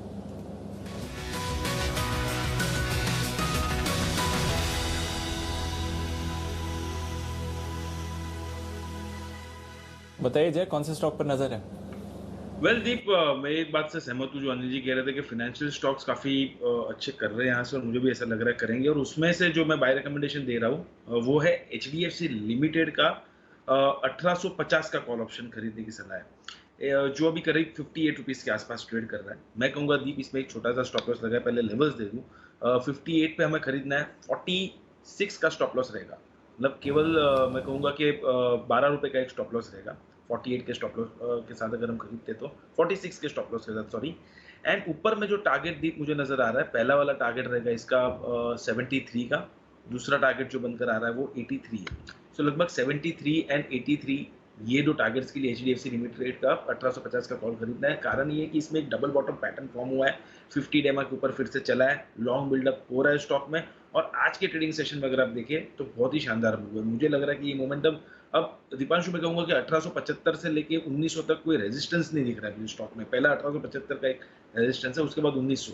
सो ये लेवल्स आ जाते हैं तो हमारे टारगेट्स हासिल हो जाने चाहिए, इसीलिए इस पर बाय रिकमेंडेशन। बिल्कुल, तो बाय रिकमेंडेशन है HDFC फ्यूचर्स पर। हम देख भी रहे हैं कि अच्छा कंट्रीब्यूशन जो आया है निफ्टी के अपमूव में, स्पेशली वो HDFC बैंक से भी अच्छा कंट्रीब्यूशन आया है। Axis, ICICI, Bajaj finance, Bajaj Finserv, तो ये सभी जो दिग्गज फाइनेंशियल स्टॉक्स हैं आज परफॉर्म अच्छा कर रहे हैं, इसलिए आप निफ्टी, बैंक निफ्टी दोनों में भरपूर एक्शन देख रहे हैं। बैंक निफ्टी अब 21,940 के करीब आ गया है। देखते हैं कि 22,000 का स्तर बैंक निफ्टी क्रॉस कर पाता है कि नहीं। आप देख भी रहे हैं कि फ्यूचर्स पर भी अब डिस्काउंट थोड़ा नैरो होते हुए दिखा है, हालांकि अभी भी आपको लगभग 60 पॉइंट का डिस्काउंट दिखेगा जहां तक स्पॉट और फ्यूचर्स के प्राइसेस का सवाल है। और निफ्टी और स्पॉट और फ्यूचर्स में भी लगभग 24-25 पॉइंट्स का डिस्काउंट है, बट वो डिस्काउंट 2-3 दिनों में नैरो जरूर हुआ है। और अब देखते हैं कि बैंक निफ्टी 22,000 की तरफ जा सकता है कि नहीं। पर अच्छी मूव आ रही है इस समय बाजार में, भरपूर एक्शन है। भारत फॉर्ज में एक और स्पाइक आते हुए दिखा है थोड़ी देर पहले, यहाँ पर भी नजर डालते हैं जिस तरह का एक्शन बन रहा है। किरण जी, भारत फॉर्ज एक स्पाइक आया है, 2-3 दिन कंसोलिडेशन हुआ था, फिर से अप मूव आ रही है। लास्ट टाइम 350-360 तक गया था, इस बार भी लग रहा है वैसी मूव आ सकती है। चार्ट पैटर्न थोड़ा सा डिस्टॉर्ट हो चुका है क्योंकि परसों के दिन हमने जो एक बड़ा सेल ऑफ देखने को मिला वो एग्जैक्टली ट्रेंड लाइन को टेस्ट करके वापस यू टर्न ले रहा है। तो मेरा मानना है कि जल्दबाजी में ऊपर नहीं जाएगा, पर 350-360 में एक अच्छा खासा बैरियर है।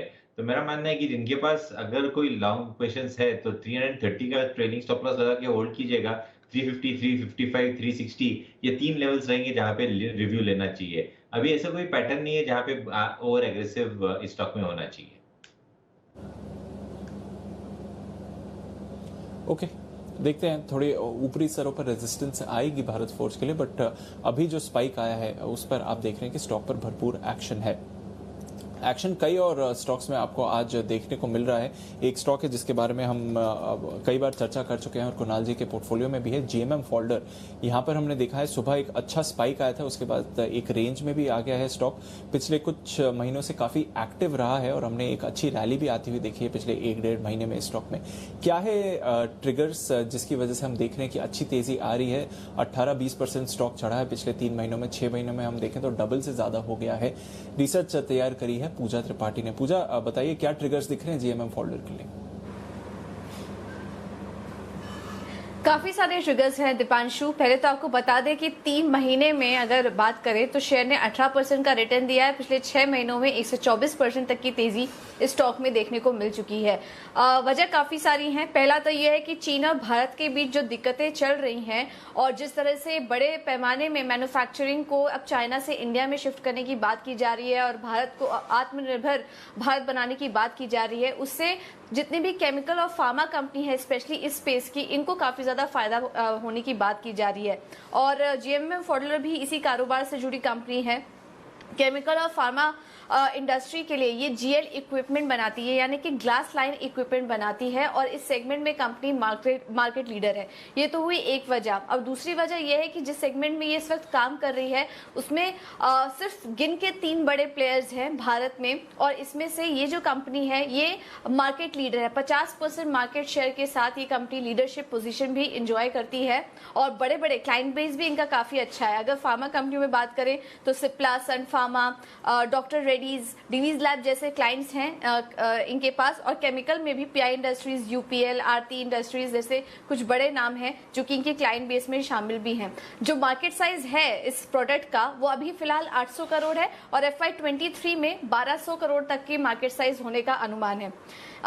इसके अलावा हैदराबाद फार्मासिटी को अभी जनवरी में ही निम्स स्टेटस मिला, यानी कि national investment manufacturing zone status मिला है, जिसके चलते फार्मा कंपनी ज्यादा से ज्यादा यहां पर आएंगे और उससे भी इस कंपनी को काफी ज्यादा फायदा होने की बात की जा रही है। और इसके अलावा इस सेगमेंट में तो कंपनी का फोकस है ही, नॉन जीएल पोर्टफोलियो में भी कंपनी धीरे धीरे अपना फोकस बढ़ा रही है। तो आय का ट्रेंड और रेवेन्यू का ट्रेंड अगर हम देखेंगे तो वो भी उसमें भी लगातार एक बढ़त देखने को मिल रही है और इसलिए हम देख रहे हैं कि जीएमएम फॉडलर को काफी ज्यादा फायदा मिलने की बात की जा रही है। ओके, तो ये है आपके लिए जीएमएम फॉडलर में तेजी की वजह। कुणाल जी बताना, आपको ये आपके पोर्टफोलियो में है ही, अभी भी है क्या स्टॉक और क्या करना चाहिए इसमें?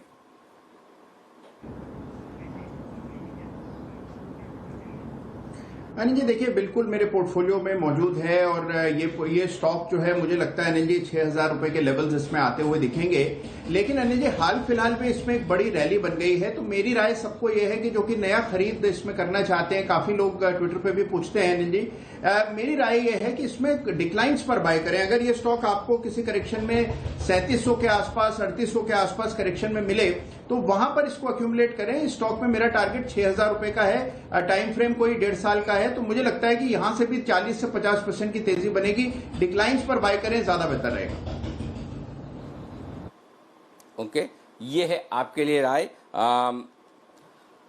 जीएमएम फॉडलर 6,000 रुपए तक, लेकिन इन्वेस्टमेंट ग्रेड का स्टॉक है, आप उस हिसाब से इसे करिएगा। ऐसा नहीं कि ट्रेडिंग के लिहाज से आप इसे देखें, लेकिन ट्रेडिंग के लिहाज से ट्रेड करना है तो ऑप्शंस करिए, क्योंकि आज और कल 2 दिन ऑप्शन करने में है मजा, क्योंकि प्रीमियम हो जाती है कम और मूव मिल सकते हैं ज्यादा अगर आपने सही सटीक ऑप्शन खरीदा हो, और वो भी एक्सपायरी के लिहाज से। तो बताने के लिए तैयार हैं एक्सिस सिक्योरिटीज से राजेश पालविया, एक्सपायरी का option.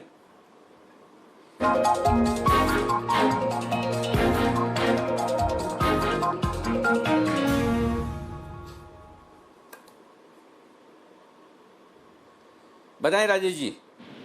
Good afternoon Anil ji. Anil ji, जिस तरीके से आज मार्केट में मूव देखने को मिल रहा है और अगर हम देखें निफ्टी का डेटा तो 10,400 की स्ट्राइक पे काफी एग्रेसिव पुट राइटिंग है, 10,300 पे भी पुट राइटिंग है और आज के सेशन में काफी एग्रेशन देखने को मिला है पुट राइटर्स की तरफ से। तो हमें लग रहा है कि ये एक्सपायरी हायर साइड पे होना चाहिए, 10,500 550 तक भी हो सकता है ये मूव एक्सटेंड होते हुए दिखना चाहिए।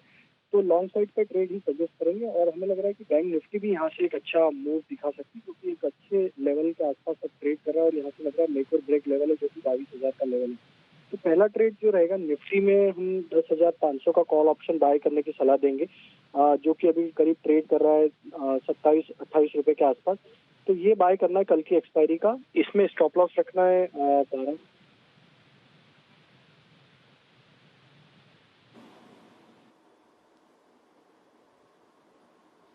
राजेश जी एक मिनट, आपकी आवाज कट गई। बैंक निफ्टी का कौन सा ऑप्शन? अनिल जी पहला ऑप्शन निफ्टी का। राजेश जी से हमारा संपर्क नहीं हो रहा है, थोड़ी सी देर में फिर से संपर्क करेंगे। फोन कट गया था। ओके राजेश जी, आवाज मिल रही है अभी आपको? तो बताइए कौन सा ऑप्शन है, फिर से बताइए, क्योंकि बीच में आवाज कट गई, तो शुरू से वापस बता दीजिए। जी अनिल जी जिस तरीके से पुट राइटर्स एग्रेसिव है 10,400 10,300 की स्ट्राइक पे, तो हमें लग रहा है निफ्टी में 10,500 550 तक मूव एक्सटेंड होना चाहिए। तो अभी हम यहाँ पे 10,500 का कॉल ऑप्शन सजेस्ट कर रहे हैं, जो कि 26-27 रुपए के आसपास ट्रेड कर रहा है कल की एक्सपायरी का। इसमें स्टॉप लॉस रखेंगे 12 रुपए का, और टारगेट 45 से 50 रुपीज तक के टारगेट इसमें देखने को मिलना चाहिए। तो 10,500 का कॉल ऑप्शन बाय करने की सलाह रहेगी निफ्टी में, जो कि 26-27 रुपए के आसपास ट्रेड कर रहा है। और दूसरा ऑप्शन इंडेक्स पे अगर हम बात करें तो बैंक निफ्टी का सेटअप के हिसाब से देखें तो 22,000 के कॉल पे काफी बड़ा कॉल राइटर का डेटा है, जिसके चलते और ऑलमोस्ट हम 22,000 के आसपास अब ट्रेड कर रहे हैं। और जिस तरीके से broad based banking, private banking में स्पेशली बाइंग एक्शन देखने को मिल रही है, अभी जय को भी हम सुन रहे थे, वो भी HDFC बैंक पे बाय कॉल रिकमेंड कर रहे थे। तो बैंकिंग सेक्टर में ICICI बैंक, सभी बैंकों में एक अच्छी बाइंग दिख रही, तो लगता है बैंकिंग स्टॉक्स में एक आउट परफॉर्मेंस देखने को मिलेगा। तो बैंक निफ्टी में भी यहाँ से एक मूव अच्छा आना चाहिए। तो 22,200 का कॉल ऑप्शन, 22,200 का कॉल ऑप्शन जो कि करीब ट्रेड कर रहा है अभी 100 रुपए के आसपास, वो बाय करने की सलाह रहेगी बैंक निफ्टी में। और उसमें जो स्टॉप लॉस रखे, उसमें हमें जो लग रहा है बैंक निफ्टी में कल जो मूव आना चाहिए वो 22,200 से 22,300 तक अटेम्प्ट करना चाहिए बैंक निफ्टी को। तो 22,200 का कॉल ऑप्शन जो कि करीब 100 रुपए के आसपास ट्रेड कर रहा है, उसको बाय करेंगे। उसमें हम 80 रुपीज का स्टॉप लॉस रखेंगे, और जो टारगेट देखने को मिलना चाहिए वो 150 से 160 रुपए तक के टारगेट आते हुए दिखना चाहिए। तो 22,200 का कॉल ऑप्शन बाय करना है, 80 रुपीज का स्टॉप लॉस रखेंगे, 150-160 के टारगेट होंगे। ओके, तो निफ्टी और बैंक निफ्टी दोनों में कॉल ऑप्शन खरीदिए। 10,500 का कॉल ऑप्शन निफ्टी में खरीदना है 26-27 रुपए के आसपास, 12 रुपए का स्टॉप लॉस, 45 से 50 के टारगेट के लिए। बैंक निफ्टी में 21,860 पे बैंक निफ्टी चल रहा है। 22,200 का थोड़ा दूर का ऑप्शन है, 100 रुपए में लीजिए, और 80 का स्टॉप लॉस, 150-160 का टारगेट। ये है आपके लिए राय। अच्छा, एक चीज, ये अभी GMM फोर्डलर, आशु जी आपसे राय लेना चाहता हूँ। GMM फोर्डलर, एक मिनट, आप चिंता मत, मतलब चौंके मत और घबराइए भी मत कि मैं GMM फोर्डलर पे आपसे पूछ रहा हूँ, आप सोचेंगे ये क्या पूछ रहे हैं। मैं स्टॉक पे नहीं पूछ रहा, मैं ये खाली ये पूछ रहा हूँ, ये GMM फोर्डलर और पता नहीं ये सब, ये एकदम सुमिटोमो केमिकल और बहुत सारे ऐसे ऐसे नाम हैं जो जिंदगी में आपने एस्ट्राजेनेका, मतलब कभी कभार सुनने में मिलते हैं। ये इस तरह के सारे बढ़िया बढ़िया MNC स्टॉक जो हैं, इनका पोर्टफोलियो बनाकर बैठे हुए कुणाल जी, 60-70 शेयरों का पोर्टफोलियो बनाकर कुंडली मार कर बैठे हुए हैं, बिल्कुल हिलाते नहीं है। आपके मन में कभी ऐसा नहीं आता कि ये स्प्रेड और पे ट्रेड देते देते मैं तो ये शेयर कभी खरीद ही नहीं पाता या रिकमेंड ही नहीं कर पाता हूँ, ये ऐसा कभी लेफ्ट आउट वाली फीलिंग नहीं आती आपको? नहीं अनिल जी, बिल्कुल कभी कभी आती है। एक्चुअली क्या है कि उसका रीजन है अनिल जी, देखिए सबके डिफरेंट पोर्टफोलियोज है रिसर्च के बने हुए। तो हम भी एज ए हाउस बहुत सारी कॉल्स भी देते हैं मुझे, बल्कि दिव्या ने कहा है कि मुझे उस शो में आना है जिसमें मुझे 3 वो SPL शो में आना है जिसमें 3 कॉल्स भी देनी है। तो मैंने कहा वो सब स्कैंडलाइज हो जाएंगे कि मैं कैश की कॉल्स दे रहा हूँ, तो थोड़ा सा मुश्किल काम है। बट ऐसा नहीं है अनिल जी, वो पोर्टफोलियोज बटे होते हैं, तो एज ए हाउस सारी कॉल्स आती हैं हमारे पास, इंस्टीट्यूशन भी देते हैं, डेरिवेटिव्स, टेक्निकल्स और ये सारी शॉर्ट टर्म लॉन्ग टर्म भी देते हैं। बट येस अनिल जी, ये पोर्टफोलियो बनाने वाला जो एक टेम्परामेंट है अनिल जी, ये बहुत लॉन्ग टर्म, ये बहुत ज़रूरी होता है किसी के लिए। अनिल जी मैं ट्रेडिंग में बोलता हूँ कि सबको प्रॉफिट होता है, लॉस होता है, लेकिन एट द सेम टाइम ये भी फैक्ट है कि जो वेल्थ क्रिएशन हुई है वो लॉन्ग टर्म से ही हुई है। लोगों की बहुत सारी वेल्थ क्रिएशन हुई है, और मतलब जो क्लोजेस्ट जना जिसको मैं जानता हूँ वेल्दीएस्ट, वो कुणाल जी हैं, और जिन्होंने जितनी वेल्थ क्रिएट की है स्टॉक से की है। बट होता क्या है कि अनिल जी, इस टेम्परामेंट के बावजूद भी मतलब ऐसी चीज़ें होती हैं कि आपको मतलब आप पैसिव नहीं रह सकते अपने पोर्टफोलियो के साथ, आपको एक्टिव रहना पड़ता है। जैसे कुणाल जी ने कितनी बार मुझे बोला कि उन्होंने एल्गोज लगा रखी हैं, चाहे उनका बेस्ट टू बेस्ट स्टॉक हो, उसमें भी एल्गोज या अपने फंडामेंटल्स लगा रखे हैं कि जिस दिन ये लेवल ब्रीच कर गया तो वो बुक कर जाएंगे। और इसलिए मैं कभी कभी उनके पोर्टफोलियो से थोड़ी बहुत छेड़छाड़ कर लेता हूँ। PEL is one stock in question, जो बड़े कोशिश करके मैंने बिकवाया। But coming back to Anil ji और ओरिजिनल क्वेश्चन, बिल्कुल वो ये कैश के स्टॉक्स में भी ये बनता है। लेकिन अनिल जी ओवरऑल मैंने देखा है कि प्रॉब्लम क्या होती है रिटेल के साथ, मैं आपको बताता हूँ। जितने अच्छे स्टॉक है वो बहुत महंगे हैं। आप जितना महंगा स्टॉक, अच्छा स्टॉक बोलोगे वो महंगा है। आप 10 लोग जनों को बोलोगे, रेकमेंड करोगे, उसमें से एक या डेढ़ जना लेके होगा और वो भी बहुत रिलक्टेंटली लेगा। यही अगर आप कोई छोटा स्टॉक बोलते हो तो 10 की जगह 11 ले लेंगे, खुद तो 10 लेंगे और 2 लोगों को और बताएंगे कि ये आशु ने बोला या अनिल जी ने बोला ये ले लेना। तो मेरी प्रॉब्लम उसमें आ जाती है कि कहीं ना कहीं वो टेम्पटेशन कंट्रोल करनी पड़ती है कि जो मिड कैप है हर बार लंबे लंबे 2-2 3-3 साल के लिए लोग मिड कैप में फंस जाते हैं। सो अनिल जी जो आप बात बोल रहे हो ना वो एक डिफरेंट है, कैश के स्टॉक्स वाली डिफरेंट है और क्वालिटी स्टॉक की। आज भी मैं बोलता हूँ BASF या ऐसे बहुत सारे स्टॉक्स हैं जो हमने क्लाइंट्स को रिकमेंड किया और लेके बैठ जाएं। बट अनिल जी प्रॉब्लम क्या होता है, just by the absolute price, absolute value of that stock there are only very very few takers, जिनसे मेरे को प्रॉब्लम है। और नहीं तो छोटा स्टॉक बोलो कहेंगे नहीं 100 रुपए वाला बताओ, 50 रुपए वाला बताओ, 100 से 200 वाला बताओ। अरे भाई वो 50 रुपए है ही क्यों, अगर इसलिए है क्योंकि वो 1 या 2 स्टॉक है। अनिल जी चाहे क्रिकेट में हो चाहे बॉलीवुड में हो, एक तेंदुलकर बनता है, एक विराट कोहली बनता है, एक शाहरुख है, एक सलमान खान है और सारे स्ट्रगल करते रहते हैं क्योंकि वो एक बना हुआ है। तो ऐसे ही वो मिड कैप में ढूंढते हैं, लेकिन अनिल जी उसमें डैमेज बहुत ज्यादा होता है। बराबर है, बात तो सही है। तेजी वाले इतने सारे हैं, मंदी वाले एक ही आशु मदान है। अगर शाहरुख सलमान एक ही है तो आशु मदान भी एक ही है। बहुत ही बढ़िया Ashu ji, very good, keep it up. अच्छा, कब मंदी में आने का इरादा है वापस आपका? अनिल जी वो तो अब डेटा, सिचुएशन, सर्कमस्टांसेस, मार्केट का प्लेटफॉर्म बताएगा।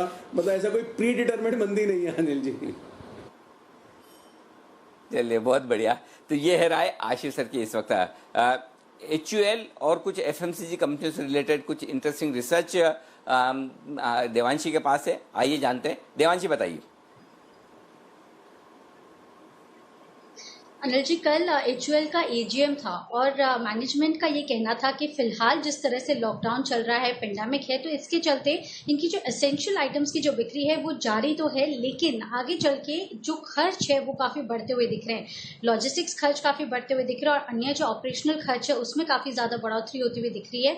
तो आने वाले समय में छोटी अवधि में इनके जो मार्जिन्स हैं इस पर थोड़े से दबाव आने की आशंका बनती हुई दिख रही है, ये मैनेजमेंट का कहना है। साथ ही इनका ये कहना था कि जो लॉजिस्टिक्स इश्यूज हैं, इन्होंने जो प्रोडक्शन है वो तो शुरू कर दिया है, लेकिन इसके बावजूद हम देख रहे हैं जो सप्लाई चेन है यहाँ पे थोड़ी सी दिक्कतें ज़रूर होती हुई दिख रही है और मेजरली इनके जो खर्च है वो काफ़ी ज़्यादा बढ़ते हुए दिखे थे।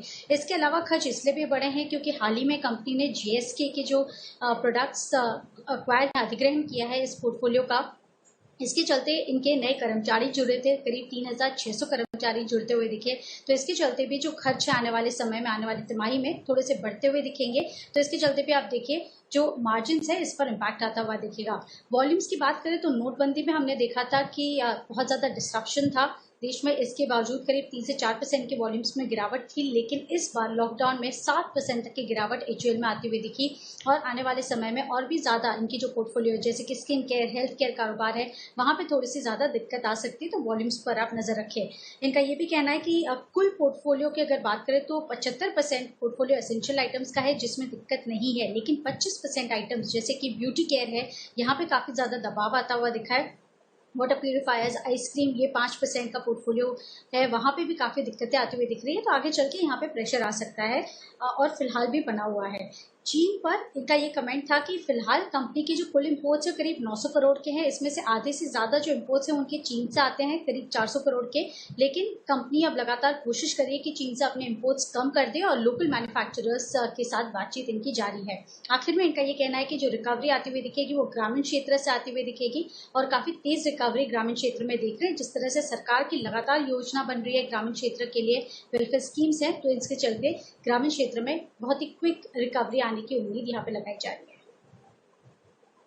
ओके, तो देवांशी नेट में क्या समझे, कमेंट्री अच्छी है खराब, ये बताओ आप तो खाली।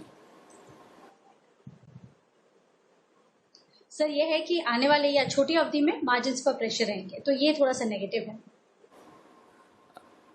अच्छा, शॉर्ट टर्म में थोड़ा नेगेटिव, ठीक है। चलिए, इस बीच आप सब लोग जितने भी एक्सपर्ट हैं, आप सब लोगों से गुजारिश है कृपया करके अपनी टीवी स्क्रीन की तरफ अपनी नजरें कर लें, दर्शन कर लें डाउ फ्यूचर्स के, जो अब लाल से हरे निशान में प्रवेश कर चुके हैं। तो डाउ फ्यूचर्स में हरियाली नजर आ रही है, उसे लाइफ में आप एंजॉय कीजिए, एक के बाद एक कुछ बेहतरीन कॉल्स और उसके बाद बैन से बेनिफिट और भसीन साहब भी आने वाले हैं। लेकिन पहले बिल्कुल किरण जी के लिए BTS डबल टी का।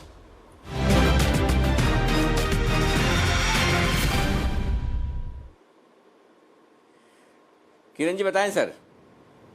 अनिल जी वही फेवरेट काउंटर बजाज फिनसर्व इधर बाय करने की सलाह है अभी के अभी। बजाज फिनसर्व ने जिस तरीके से हमें इन्वर्टेड हेड एंड शोल्डर का ब्रेकआउट दिया है आर्ली चार्ट्स पे, मेरा मानना है कि काफी बड़ा है। बजाज फिनसर्व पे अगर देखा जाए तो अभी मेरा स्टॉप लॉस रहेगा 6120 का, और टारगेट्स के लिए 6300 का मेरा पहला टारगेट रहेगा, जो आज हासिल हो जाना चाहिए, आधा घंटा है और हासिल होना चाहिए। अगर आपने बैंक निफ्टी की बात की थी 21980 के करीब है, 20 पॉइंट रह चुके हैं। जिस तरीके से ये चल रहा है 6300 आ जाना चाहिए और कल के लिए 6400 6450 के टारगेट देखने को मिल जाने चाहिए। सो आज से लेके कल तक ये कॉल रहेगा अनिल जी। ओके, तो बजाज फिनसर्व में खरीदारी करने की राय किरण जी की तरफ से। अगला बिगुल है कुणाल जी राकेश जी के लिए भी।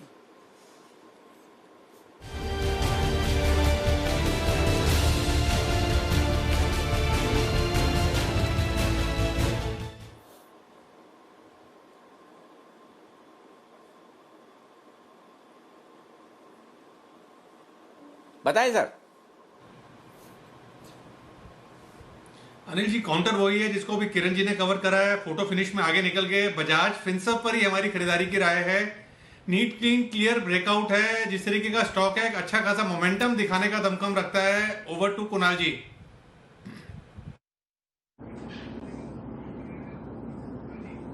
अनिल जी देखिए, जो इसका शॉर्ट टर्म चार्ट है उस पर एक बहुत क्लियर राउंडिंग बॉटम पैटर्न बना है, 6100 रुपए के ऊपर ब्रेकआउट हुआ है। लॉन्ग टर्म चार्ट्स पर बुलिश फ्लैग पैटर्न है, तो बहुत ही बेहतरीन चार्ट स्ट्रक्चर है, बाय करके चलें। यहां पर जो स्टॉप लॉस है वो 6050 पर 6050 पर रखें। पहला टारगेट 6325 रुपए का और दूसरा टारगेट 6400 रुपए का होगा, तो 6400 के टारगेट के लिए बजाज फिनसर्व को बाय करने की राय। ओके, ये है राय कुणाल जी राकेश जी की भी। बजाज फिनसर्व में दोनों ही बुलिश हैं, किरण जी और कुणाल जी राकेश जी। आइए अगला बिगुल है आशु मदान साहब के लिए।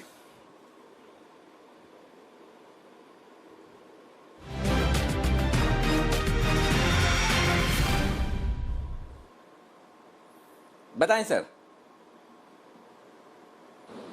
अनिल जी ये कॉल कुणाल जी और राकेश जी और बाकियों से मिलती जुलती है। मुझे छोटा भाई लेना है अनिल जी, बजाज फाइनेंस 2950 का भाव है, तुरंत प्रभाव से लेना है। अनिल जी इसका स्टॉप लॉस थोड़ा डीप है, 100 रुपए का स्टॉप लॉस है, लेकिन इसका टारगेट है अनिल जी 33 से 3400 रुपए का।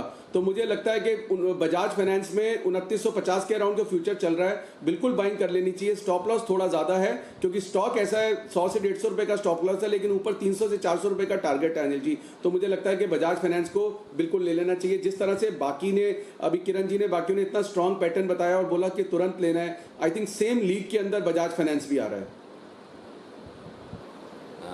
आपके भी एकदम दुख दुख तो हो ही रहा होगा कि भाई कुणाल जी राकेश जी ने बोला, आप किरण जी ने बोला, पता चला किसी और ने और बजाज फाइनेंस ले लिया तो मैं क्या करूंगा। लेकिन आप बच गए, बजाज फाइनेंस में ये दोनों अटके रह गए। अच्छा, लेकिन ये आपने छोटा भाई बोला बजाज फाइनेंस को, जो छोटा भाई क्या शेयर के प्राइस के दाम के हिसाब से बोला है या वाकई में बजाज फाइनेंस वाले छोटे भाई साहब की है? संजीव जी और राजीव जी में बड़ा कौन है? अनिल जी बिल्कुल प्राइस के हिसाब से बोला। अभी मैंने आपको प्राइस का एग्जांपल दिया कि सब लोग एब्सोल्यूट प्राइसिंग देखते हैं, तो अनिल जी बिल्कुल प्राइस के हिसाब से वो आधा है, इसलिए मैं समझ ही गया था। मैंने कहा फॉर्मूला आपने एज वाला तो नहीं लगाया होगा, आपने प्राइस वाला ही लगाया होगा। मार्केट वालों के तो एक ही फॉर्मूला चलता है, वो भाव भगवान वाला फॉर्मूला, जिसका भाव ज्यादा वही बड़ा। ठीक है, कोई बात नहीं। चलिए आइए बैंक से बेनिफिट जल्दी से ले लेते हैं आशीष चतुर्वेदी से, और उसके बाद भसीन साहब जुड़ रहे हैं हमारे साथ फोन लाइन पर, लेंगे उनसे BTSTT कॉल्स। पहले आशीष, बैंक से बेनिफिट।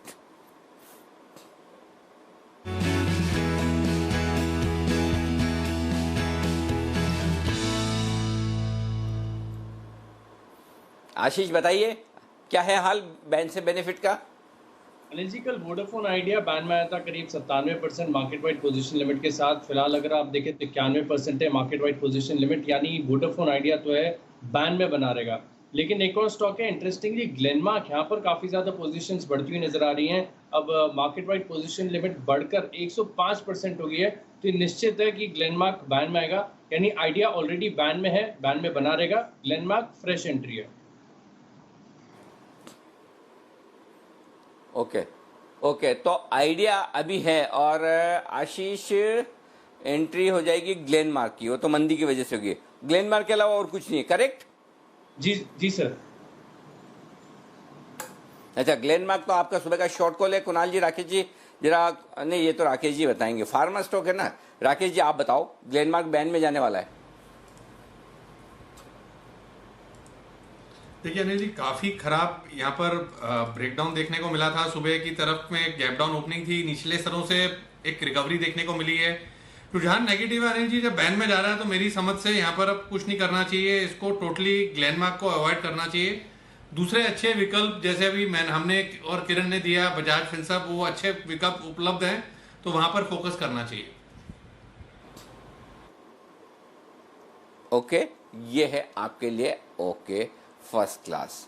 दूसरे विकल्प पर जाएं। दूसरे विकल्प पर क्यों जाएं जब हमारे पास तेजी का एकमात्र विकल्प है बसिन साहब। तो बसिन साहब की आइए BTS double T calls. Bassein साहब है तैयार, बिगुल बजाते हैं और लेते हैं उनकी बेहतरीन पिक्स।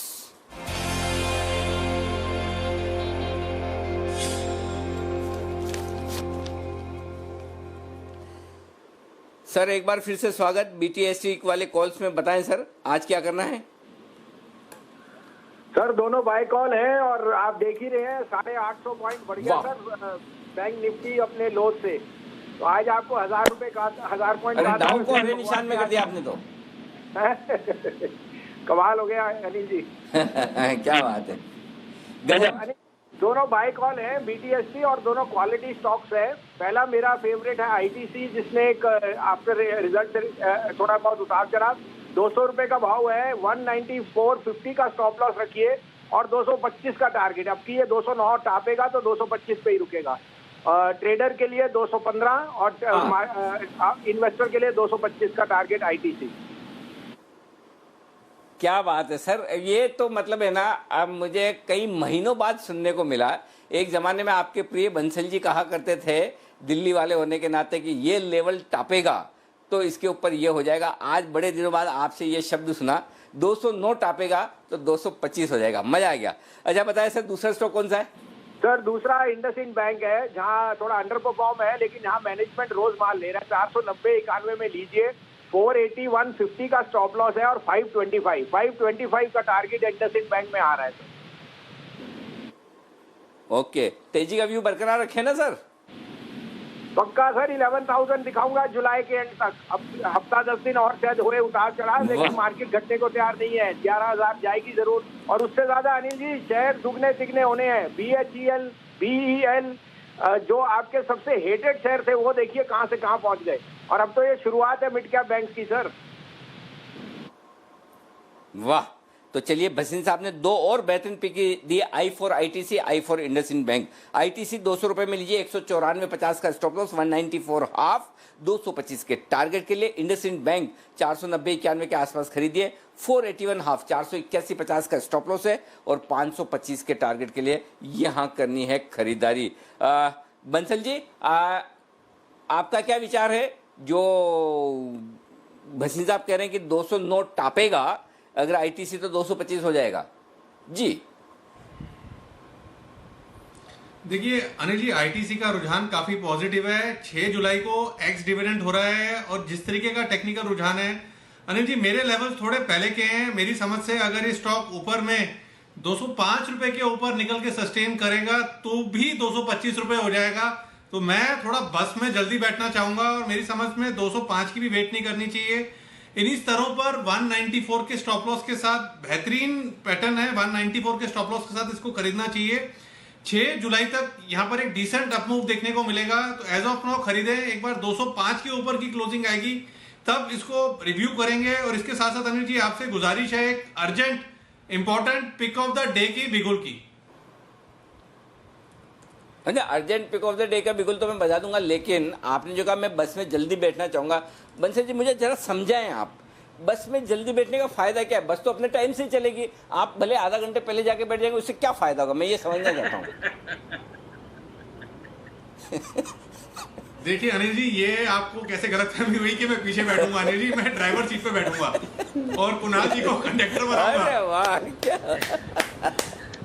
क्या बात है, क्या बात है, वाह, ये हुई ना बात।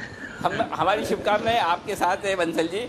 आप न सिर्फ बस के ड्राइवर बने बल्कि आप एरोप्लेन के पायलट बने और मौका लगे तो एस्ट्रोनॉट बने और कोई सैटेलाइट सुमित जी वाला लेकर जाए अंतरिक्ष में। ये हमारी आपके साथ में शुभकामनाएं। आइए बंसल जी और कुणाल जब इतना कह रहे तो पिक ऑफ द डे का बिल्कुल तुरंत प्रभाव से उनके लिए पेश किया जाए।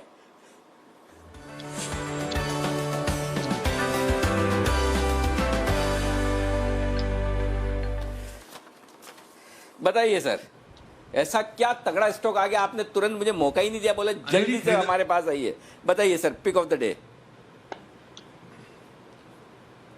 Anil ji, pick of the day Axis bank. जिस तरीके का टेक्निकल रुझान है, ये स्टॉक मुझे लगता है अनिल जी कि कल सुबह सुबह फर्स्ट हाफ तक ही काफी बड़ा धमाल मचाने का पोटेंशियल रखता है। जिस तरीके का टेक्निकल पैटर्न है, जिस फैशन में पॉजिटिव क्रॉसओवर लीडिंग और लैगिंग इंडिकेटर्स पे देखने को मिला है, एक बड़ा जंप यहाँ पे कल सुबह देखने को मिलेगा फर्स्ट हाफ तक, इसको मिस नहीं करना चाहिए। ओवर टू कुणाल जी।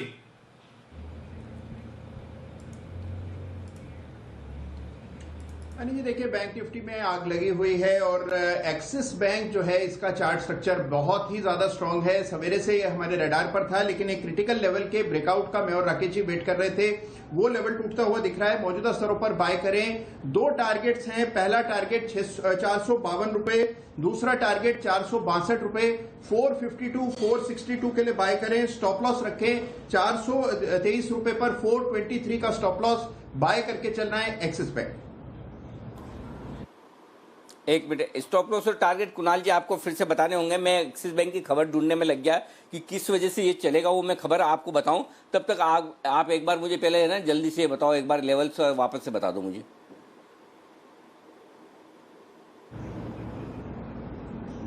अरे जी देखिए, स्टॉप लॉस है 423 रुपए का, 423 का स्टॉप लॉस है। पहला टारगेट 455 रुपए, दूसरा टारगेट 465 रुपए का है। 455 और 465 के दो टारगेट के लिए आपको खरीदना है एक्सिस बैंक। और एक्सिस बैंक में मैं ढूंढ चुका हूं। खबर यह है कि कल है इसकी बोर्ड बैठक, कल है 2 जुलाई। QIP और दूसरे माध्यम के जरिए पूंजी जुटाने पर होगा विचार। तो कल एक्सिस बैंक और बाजार में खबरें ये चल रही कि हो सकता है कुछ अच्छे इन्वेस्टर्स का नाम आए QIP में। दो चीजें इंपॉर्टेंट है, पहला कितनी पूंजी जुटाते हैं, नहीं 3 चीजें। तो पहला कितनी पूंजी जुटाते हैं, दूसरा किस प्राइस पर जुटाते हैं, और तीसरा जो सबसे इंपॉर्टेंट है वो ये है कि इन्वेस्टर्स कौन से आते हैं, किस तरह के आते हैं। जो ये 3 चीजें देखना जरूरी। लेकिन इसके बीच में, लेकिन इसके चलते आपने मुझे एक आइडिया दे दिया है। आइडिया मतलब वो वोडाफोन आइडिया नहीं, विचार वो दे दिया है। और थोड़ी देर में मेरे भी कल के 2000 आने की तैयारी में, तो मैं कल के 2000 आपके सामने थोड़ी देर में रखूंगा। और तब तक अगर श्रीकांत जी हमारे साथ जुड़ जाएंगे तो उनसे एक्सपायरी का ऑप्शन भी जुड़ चुके हैं। श्रीकांत जी के लिए बिगुल छोटा ऑप्शन बड़ी कमाई।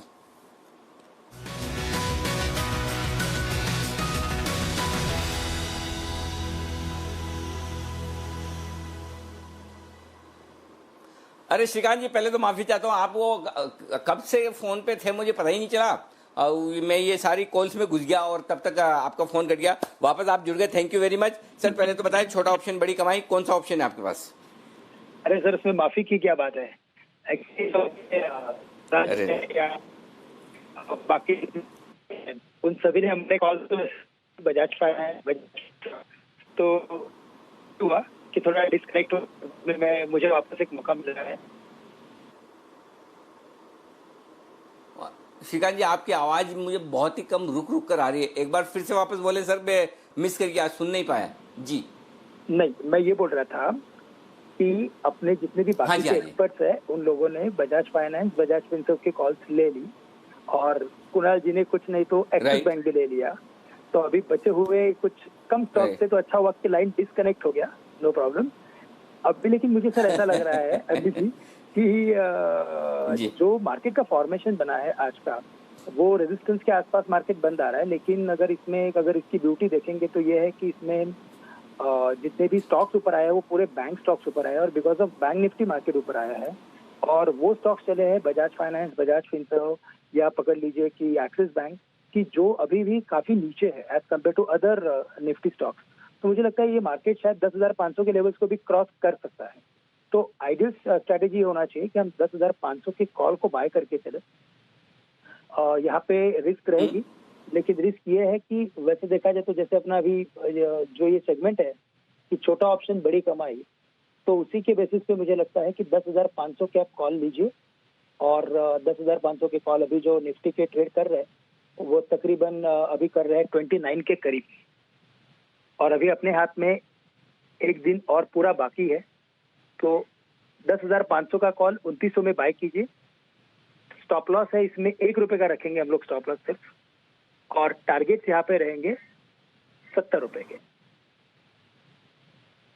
1 रुपए का मतलब 1 रुपया या 28 रुपया? 29 रुपए में खरीद के पूरा स्टॉप पूरा लॉस 29 रुपए 28 का का रख लगाना है देंगे। या 1 रुपए का? पूरा 29 रुपया रख देना चाहिए स्टॉप लॉस। ओके। और मैंने कहा ये 1 रुपए, अच्छा 1 रुपए के पीछे एक मिनट श्रीकांत जी, 1 रुपए पे स्टॉप लॉस करने के पीछे कुछ तो लॉजिक होगा, लॉजिक बताओ मुझे वो वाला। एक पॉइंट का स्टॉप लॉस है 1 रुपए का स्टॉप लॉस दे रहे कि 29 पूरे रुपए का हमें पूरे का स्टॉप लॉस रखना है। लॉजिक यही है कि कुछ तो स्टॉप लॉस देना पड़ता है, बिकॉज वो एक रिक्वायरमेंट होती है सेबी की कि हर एक ट्रेड के साथ स्टॉप लॉस होना बहुत जरूरी है। और ऑप्शन में मैंने देखा है कि 1 रुपए का स्टॉप लॉस रखने में कोई हरकत नहीं है। और यहाँ से जो ऊपर के लेवल्स है वो मुझे लगता है कि अगर जैसे आज ब्रॉड बेस्ड तेजी है तो ये मार्केट एक बार 10,550 या 10,570 के आसपास भी जा सकता है। वाह क्या बात है, आपके मुंह में घी शक्कर का मिक्सचर। 23 जून को बनाया था 10,471 का क्लोजिंग हाई, उसके आसपास तो बढ़ने की तैयारी में ही है। अच्छा तो खाली एक निफ्टी है श्रीकांत जी, और भी कुछ है?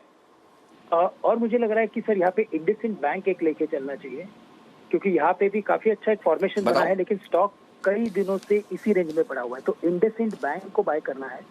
492 के करीब अभी ये ट्रेड कर रहा है। यहाँ पे मुझे लगता है कि ये स्टॉक आने वाले शायद कुछ हफ्तों में या महीनों में 700 रुपए के करीब जाएगा, लेकिन शॉर्ट टर्म में मुझे लगता है कि ये 510 रुपए के करीब जा सकता है। करंट लेवल से बाय करें। यहाँ पे स्टॉप लॉस रखना है 480 रुपए का, और 510 के टारगेट हम लेके चल सकते हैं। Okay perfect. तो ये है आपके लिए राय इंडसइंड बैंक में। ये तो सीधा सीधा ऑप्शन हो गया, सॉरी फ्यूचर्स हो गया खरीदारी करने के लिए आज से श्रीकांत जी की तरफ से।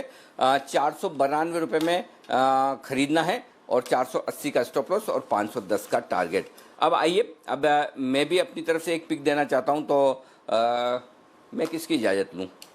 अच्छा चलो कोई बात नहीं, मैं किसी की इजाज़त नहीं लेता हूं, मैं सीधा बिगुल बजा देता हूं कल के 2000 का। और ये मेरे को इसलिए बजाना पड़ रहा है कि दीप का कनेक्शन कटा हुआ है, तो दीप का काम भी मैं ही कर रहा हूं आज। तो दीप के बजाय मेरी तरफ से मेरे कल के 2000 के लिए बिगुल।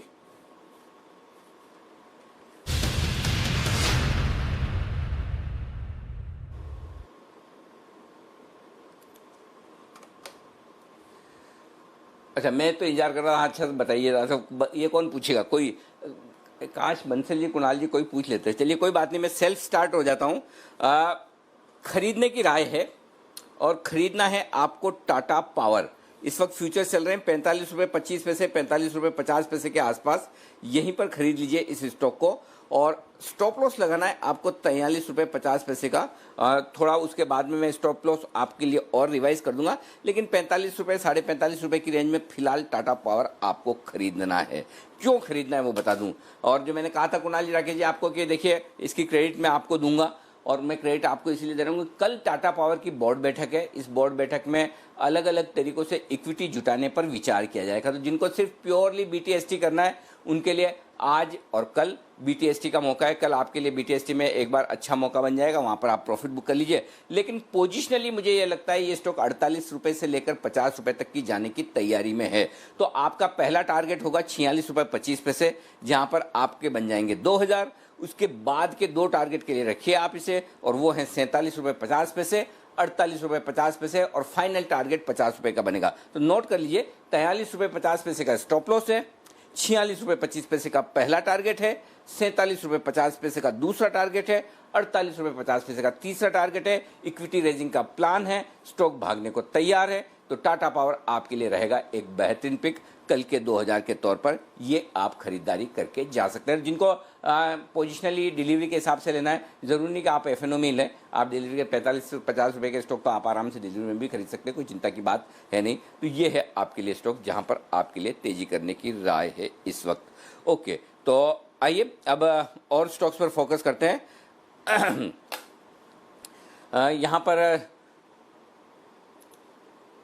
ओके 22,000 के आसपास ऊपर 22,050 जाकर थोड़ा सा नीचे आया, इसलिए मैं आपको बोल रहा था कि बैंक निफ्टी 22,050 आखिरी रुकावट का लेवल है, तो 22,060 का हाई बनाया, वहां से थोड़ा सा नीचे आया है। लेकिन आइए एयरलाइंस कंपनियों पर एक डिटेल इंफॉर्मेशन और रिसर्च लेकर आ रही हैं पूजा त्रिपाठी। आइए सुनते हैं पूजा को। पूजा बताइए।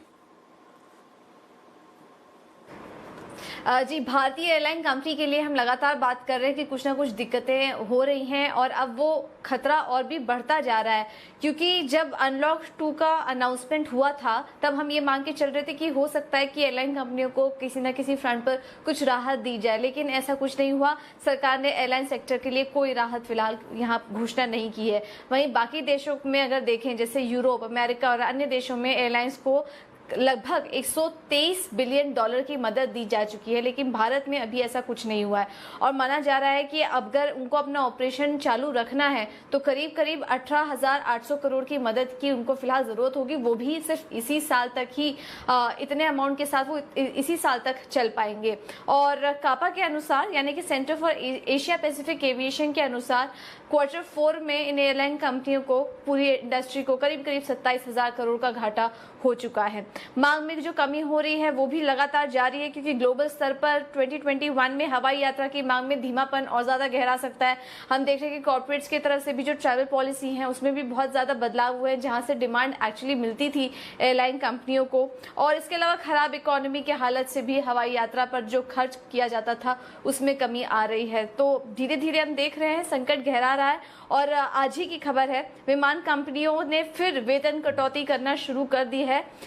इंडिगो ने कई पायलट के वेतन में करीब 45% की कटौती की है। विस्तारा ने 40% स्टाफ के वेतन 5 से 20% घटा दिए हैं और एयर एशिया में भी कर्मचारियों को 40% कम वेतन देगी। तो तमाम एयरलाइन कंपनियां जो ये वेतन कटौती का दौर है ये फिर से शुरू कर चुकी है। और अगर कोई मदद जल्द ही नहीं मिली तो माना जा रहा है कि एयरलाइन सारी की सारी जितनी भी हैं, एक आध प्लेयर्स को छोड़ दे अगर, तो जितनी भी एयरलाइन कंपनियां हैं वो उनका कारोबार पूरी तरह से ठप होता हुआ भी नजर आ सकता है। ओके, तो ये है आपके लिए एयरलाइन स्टॉक्स पर आए। आशु सर क्या कहेंगे आप? अभी खरीदे जाएं या अभी थोड़ा इंतजार करना ठीक रहेगा, क्योंकि फिर लॉकडाउन खुलने के बाद और एयरलाइन शुरू होने के बाद तो ये दाम मिलेंगे नहीं, राइट? बिल्कुल अनिल जी, देखिए अनिल जी, जितना भी चाहे ये एयरलाइंस के बारे में आप बोलें, स्टॉक्स के बारे में जितना नेगेटिव था सब भाव के अंदर है, सब कुछ पता है अनिल जी। जब तक वो ये जो खुली किताब है ना, वो नो ब्रेनर है, वो मोस्ट लॉजिकल जो चीज़ है ना सबको पता है। और फ्लाइट्स और बढ़ रही हैं, डोमेस्टिक फ्लाइट्स और बढ़ रही हैं, और जो बाकी भी चल रही है अनिल जी। अगर आप एक चीज़ देखिए, आज की डेट में कोविड की कितनी कवरेज आ रही है, मतलब बिजनेस चैनल्स में भी आप इसको कवर करते हैं। मुझे बताइए कि पिछले 1 महीने में कोई आपने केस सुना है जो ट्रैवलर, जिसका सोर्स ट्रैवल से निकल के आया हो, डोमेस्टिक ट्रैवल से? सो आई थिंक मेरे को तो सुनने में नहीं आया। मुझे यहाँ तक कि मैंने लास्ट टाइम बोला कि मेरे नेबर्स तक को हुआ है, या मतलब आसपास बहुत ज्यादा कंटेनमेंट एरियाज भी दिख रहे हैं, लेकिन वो सब आपस में स्प्रेड हो रहे हैं। I have not heard even a single case in last 30 days which has come from domestic travel. और मुझे लगता है कि धीरे धीरे खुलेगा और ये बिल्कुल भाव नहीं मिलेंगे, और ये आगे चल के खुलना तो है ही अनिल जी। तो मुझे लगता है कि रख लेना चाहिए, रिस्क डेफिनेटली है, but I think that risk is apparent. तो मुझे नहीं कोई ऐसे बहुत लगता कि प्राइस रेंज है सब कुछ उसके अंदर। ठीक है, चलिए बढ़िया है, लेके रखें आराम से, शांति से, लेकिन तुरंत पैसे नहीं बनेंगे, आराम से बनेंगे, धीरे धीरे बनेंगे। बैठे आराम से लेकर इनको। आइए 3-20 की स्ट्रेटेजी का बिगुल बजा दें। मेरे लिए बिगुल मैं खुद ही बजा रहा हूं आज।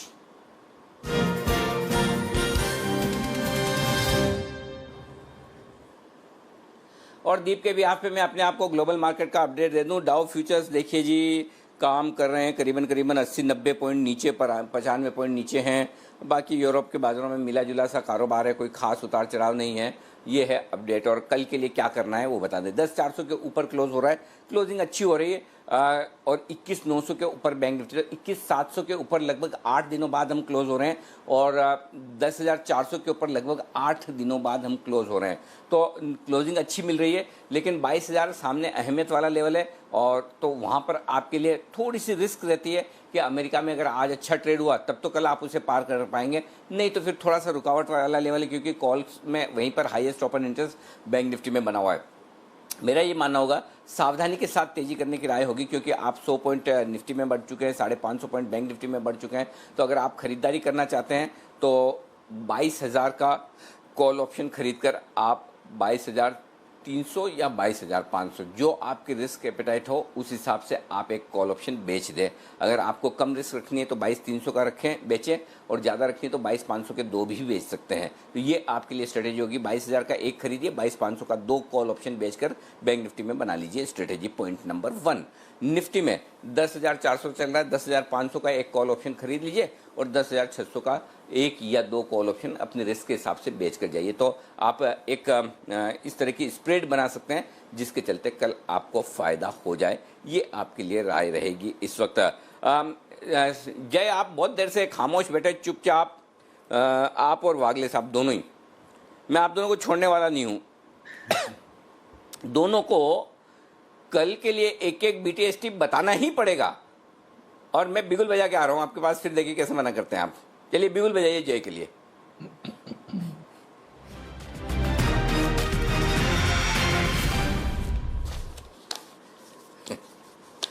बताइए जय, जबरदस्ती वाला BTST।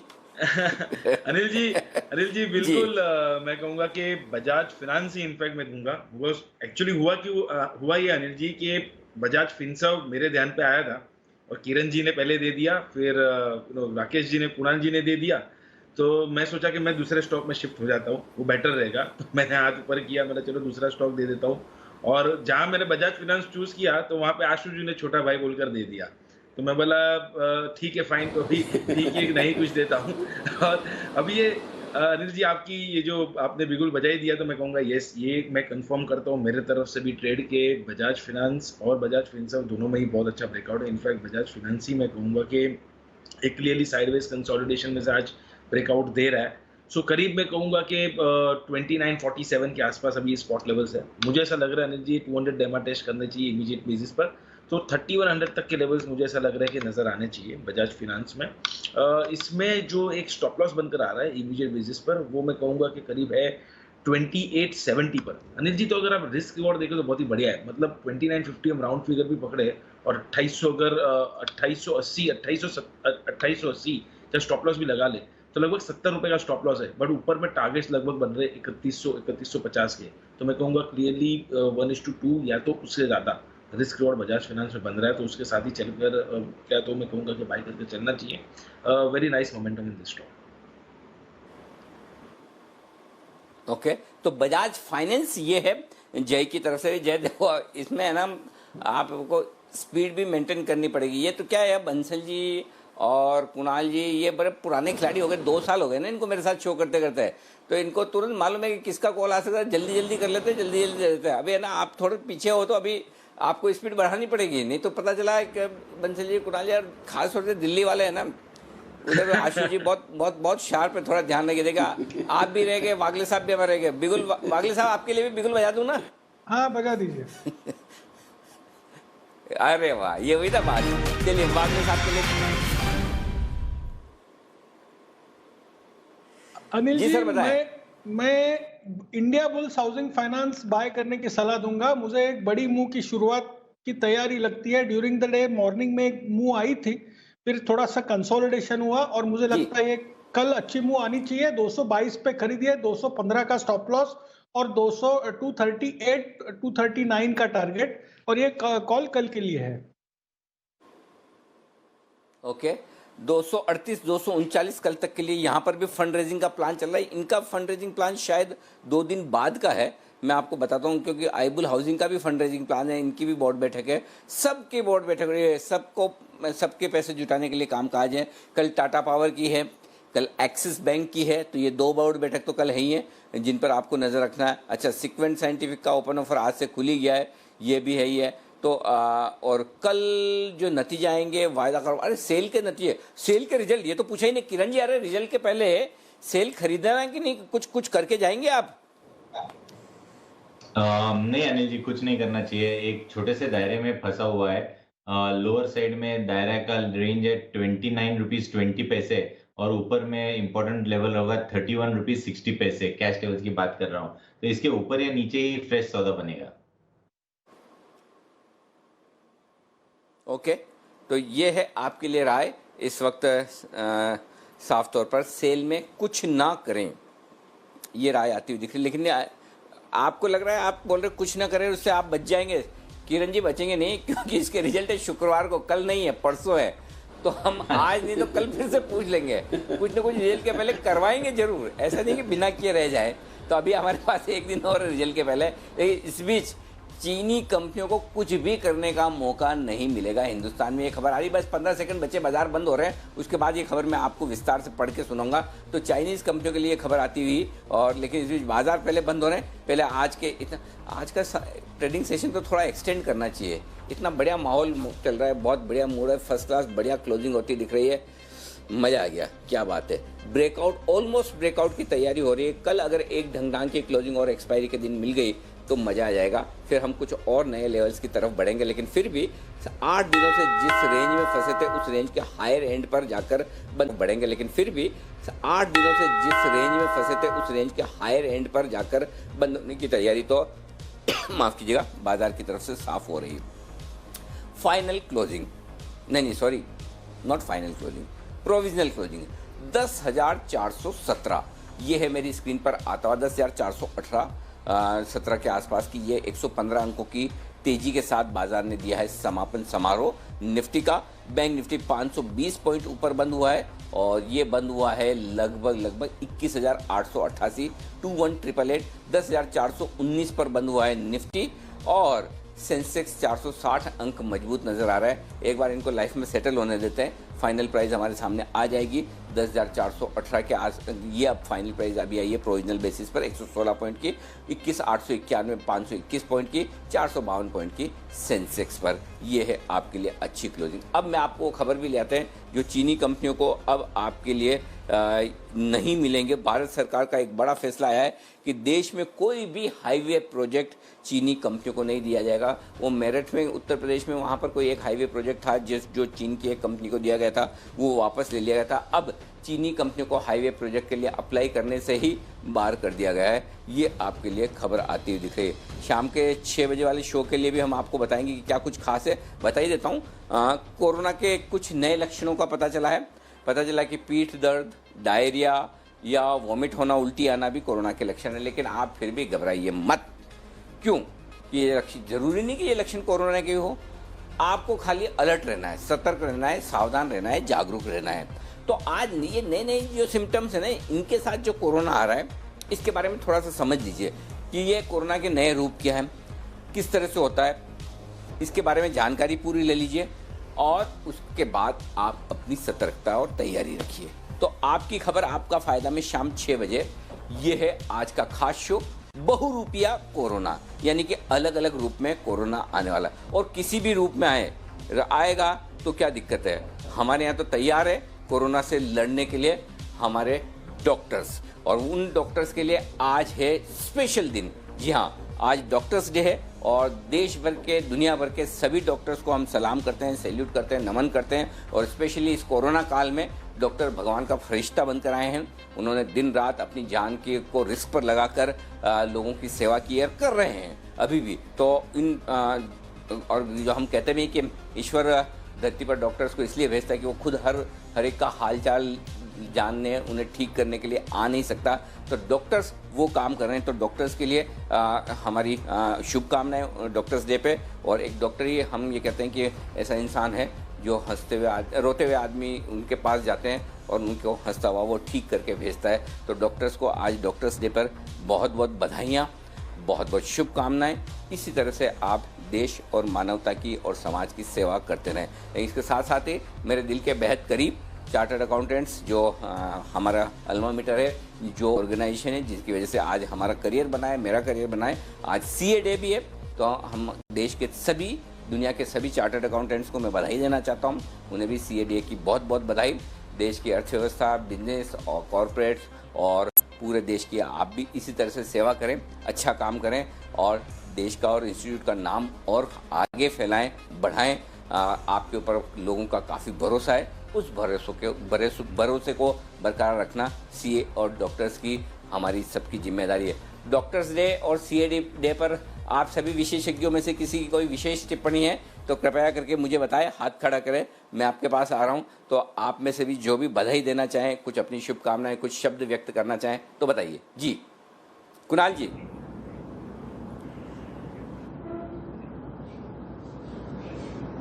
अनिल जी, दो बातें कहना चाहता हूं। देखिए अनिल जी, सबसे पहले तो डॉक्टर्स का नमन। और अनिल जी, बहुत सारे डॉक्टर्स ऐसे हैं जो ट्रेडिंग भी करते हैं, जी बिजनेस बहुत शौक से देखते हैं, ट्रेडिंग करते हैं अनिल जी काफी एक्टिवली अपने काम के साथ साथ। तो अनिल जी, उन सभी डॉक्टर्स को और डॉक्टर्स इन जनरल को अनिल जी डॉक्टर्स डे की बधाई। अनिल जी देखिए, आप सीए हैं और आपको सीए दिवस की भी बहुत बहुत बधाई। अनिल जी, आपसे सवाल यह है कि सीए दिवस आप मनाते कैसे हैं, क्या ऐसा करते हैं सीए दिवस पर? आपने अभी अपनी डिग्री का जो सर्टिफिकेट है उसको ट्विटर पर डाला है, तो क्या उसका कुछ अगरबत्ती वगैरह कुछ करते हैं, कैसे मनाते हैं सीए दिवस? एक सवाल ये है। नहीं। और दूसरा अनिल जी है कि अगर कभी मान लीजिए दीपांशु की लाइन डाउन हो तो आप मेरे और राकेश जी की सेवा। जी हाँ जी जी जी।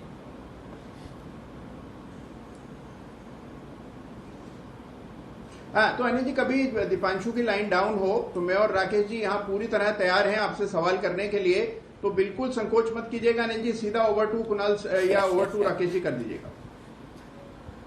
अरे मेरे दिमाग में आइडिया आया था ये सवाल पूछवाने वाला, लेकिन चूंकि आशु जी बैठे हुए थे पैनल पे तो मैंने कहा ये रिस्क नहीं लेनी। दीप का लिंक तो 5-15 मिनट के लिए डाउन है, एक आध दिन के लिए डाउन है, यहाँ परमानेंट एंकर घुस जाएगा चैनल में, तो इस चक्कर में मैंने बोला नहीं।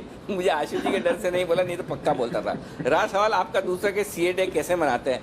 जो हमारे चार्टर्ड अकाउंटेंट्स भाई हैं जो प्रोफेशन में प्रैक्टिस में, उनके लिए सीए डे मनाने का तरीका ये कि उनके जो भी क्लाइंट, जितने क्लाइंट्स हैं पूरे देश दुनिया में, वो उन्हें उस दिन फीस भेजते हैं, जो उनकी बकाया फीस है वो भेजते हैं। और जो मेरे जैसे जॉब में है, सर्विस में है, उनको आप जैसे दोस्त गिफ्ट भेजते हैं। और अगर कोरोना काल में जो गिफ्ट साक्षात नहीं भेज पाते हैं वो NEFT या RTGS के जरिए भेज देते हैं। बाकी तो आप समझ ही गए होंगे। कुणाल जी, अब आपको करना क्या है आगे, ये सबसे बढ़िया तरीका है सीए डे बनाने का।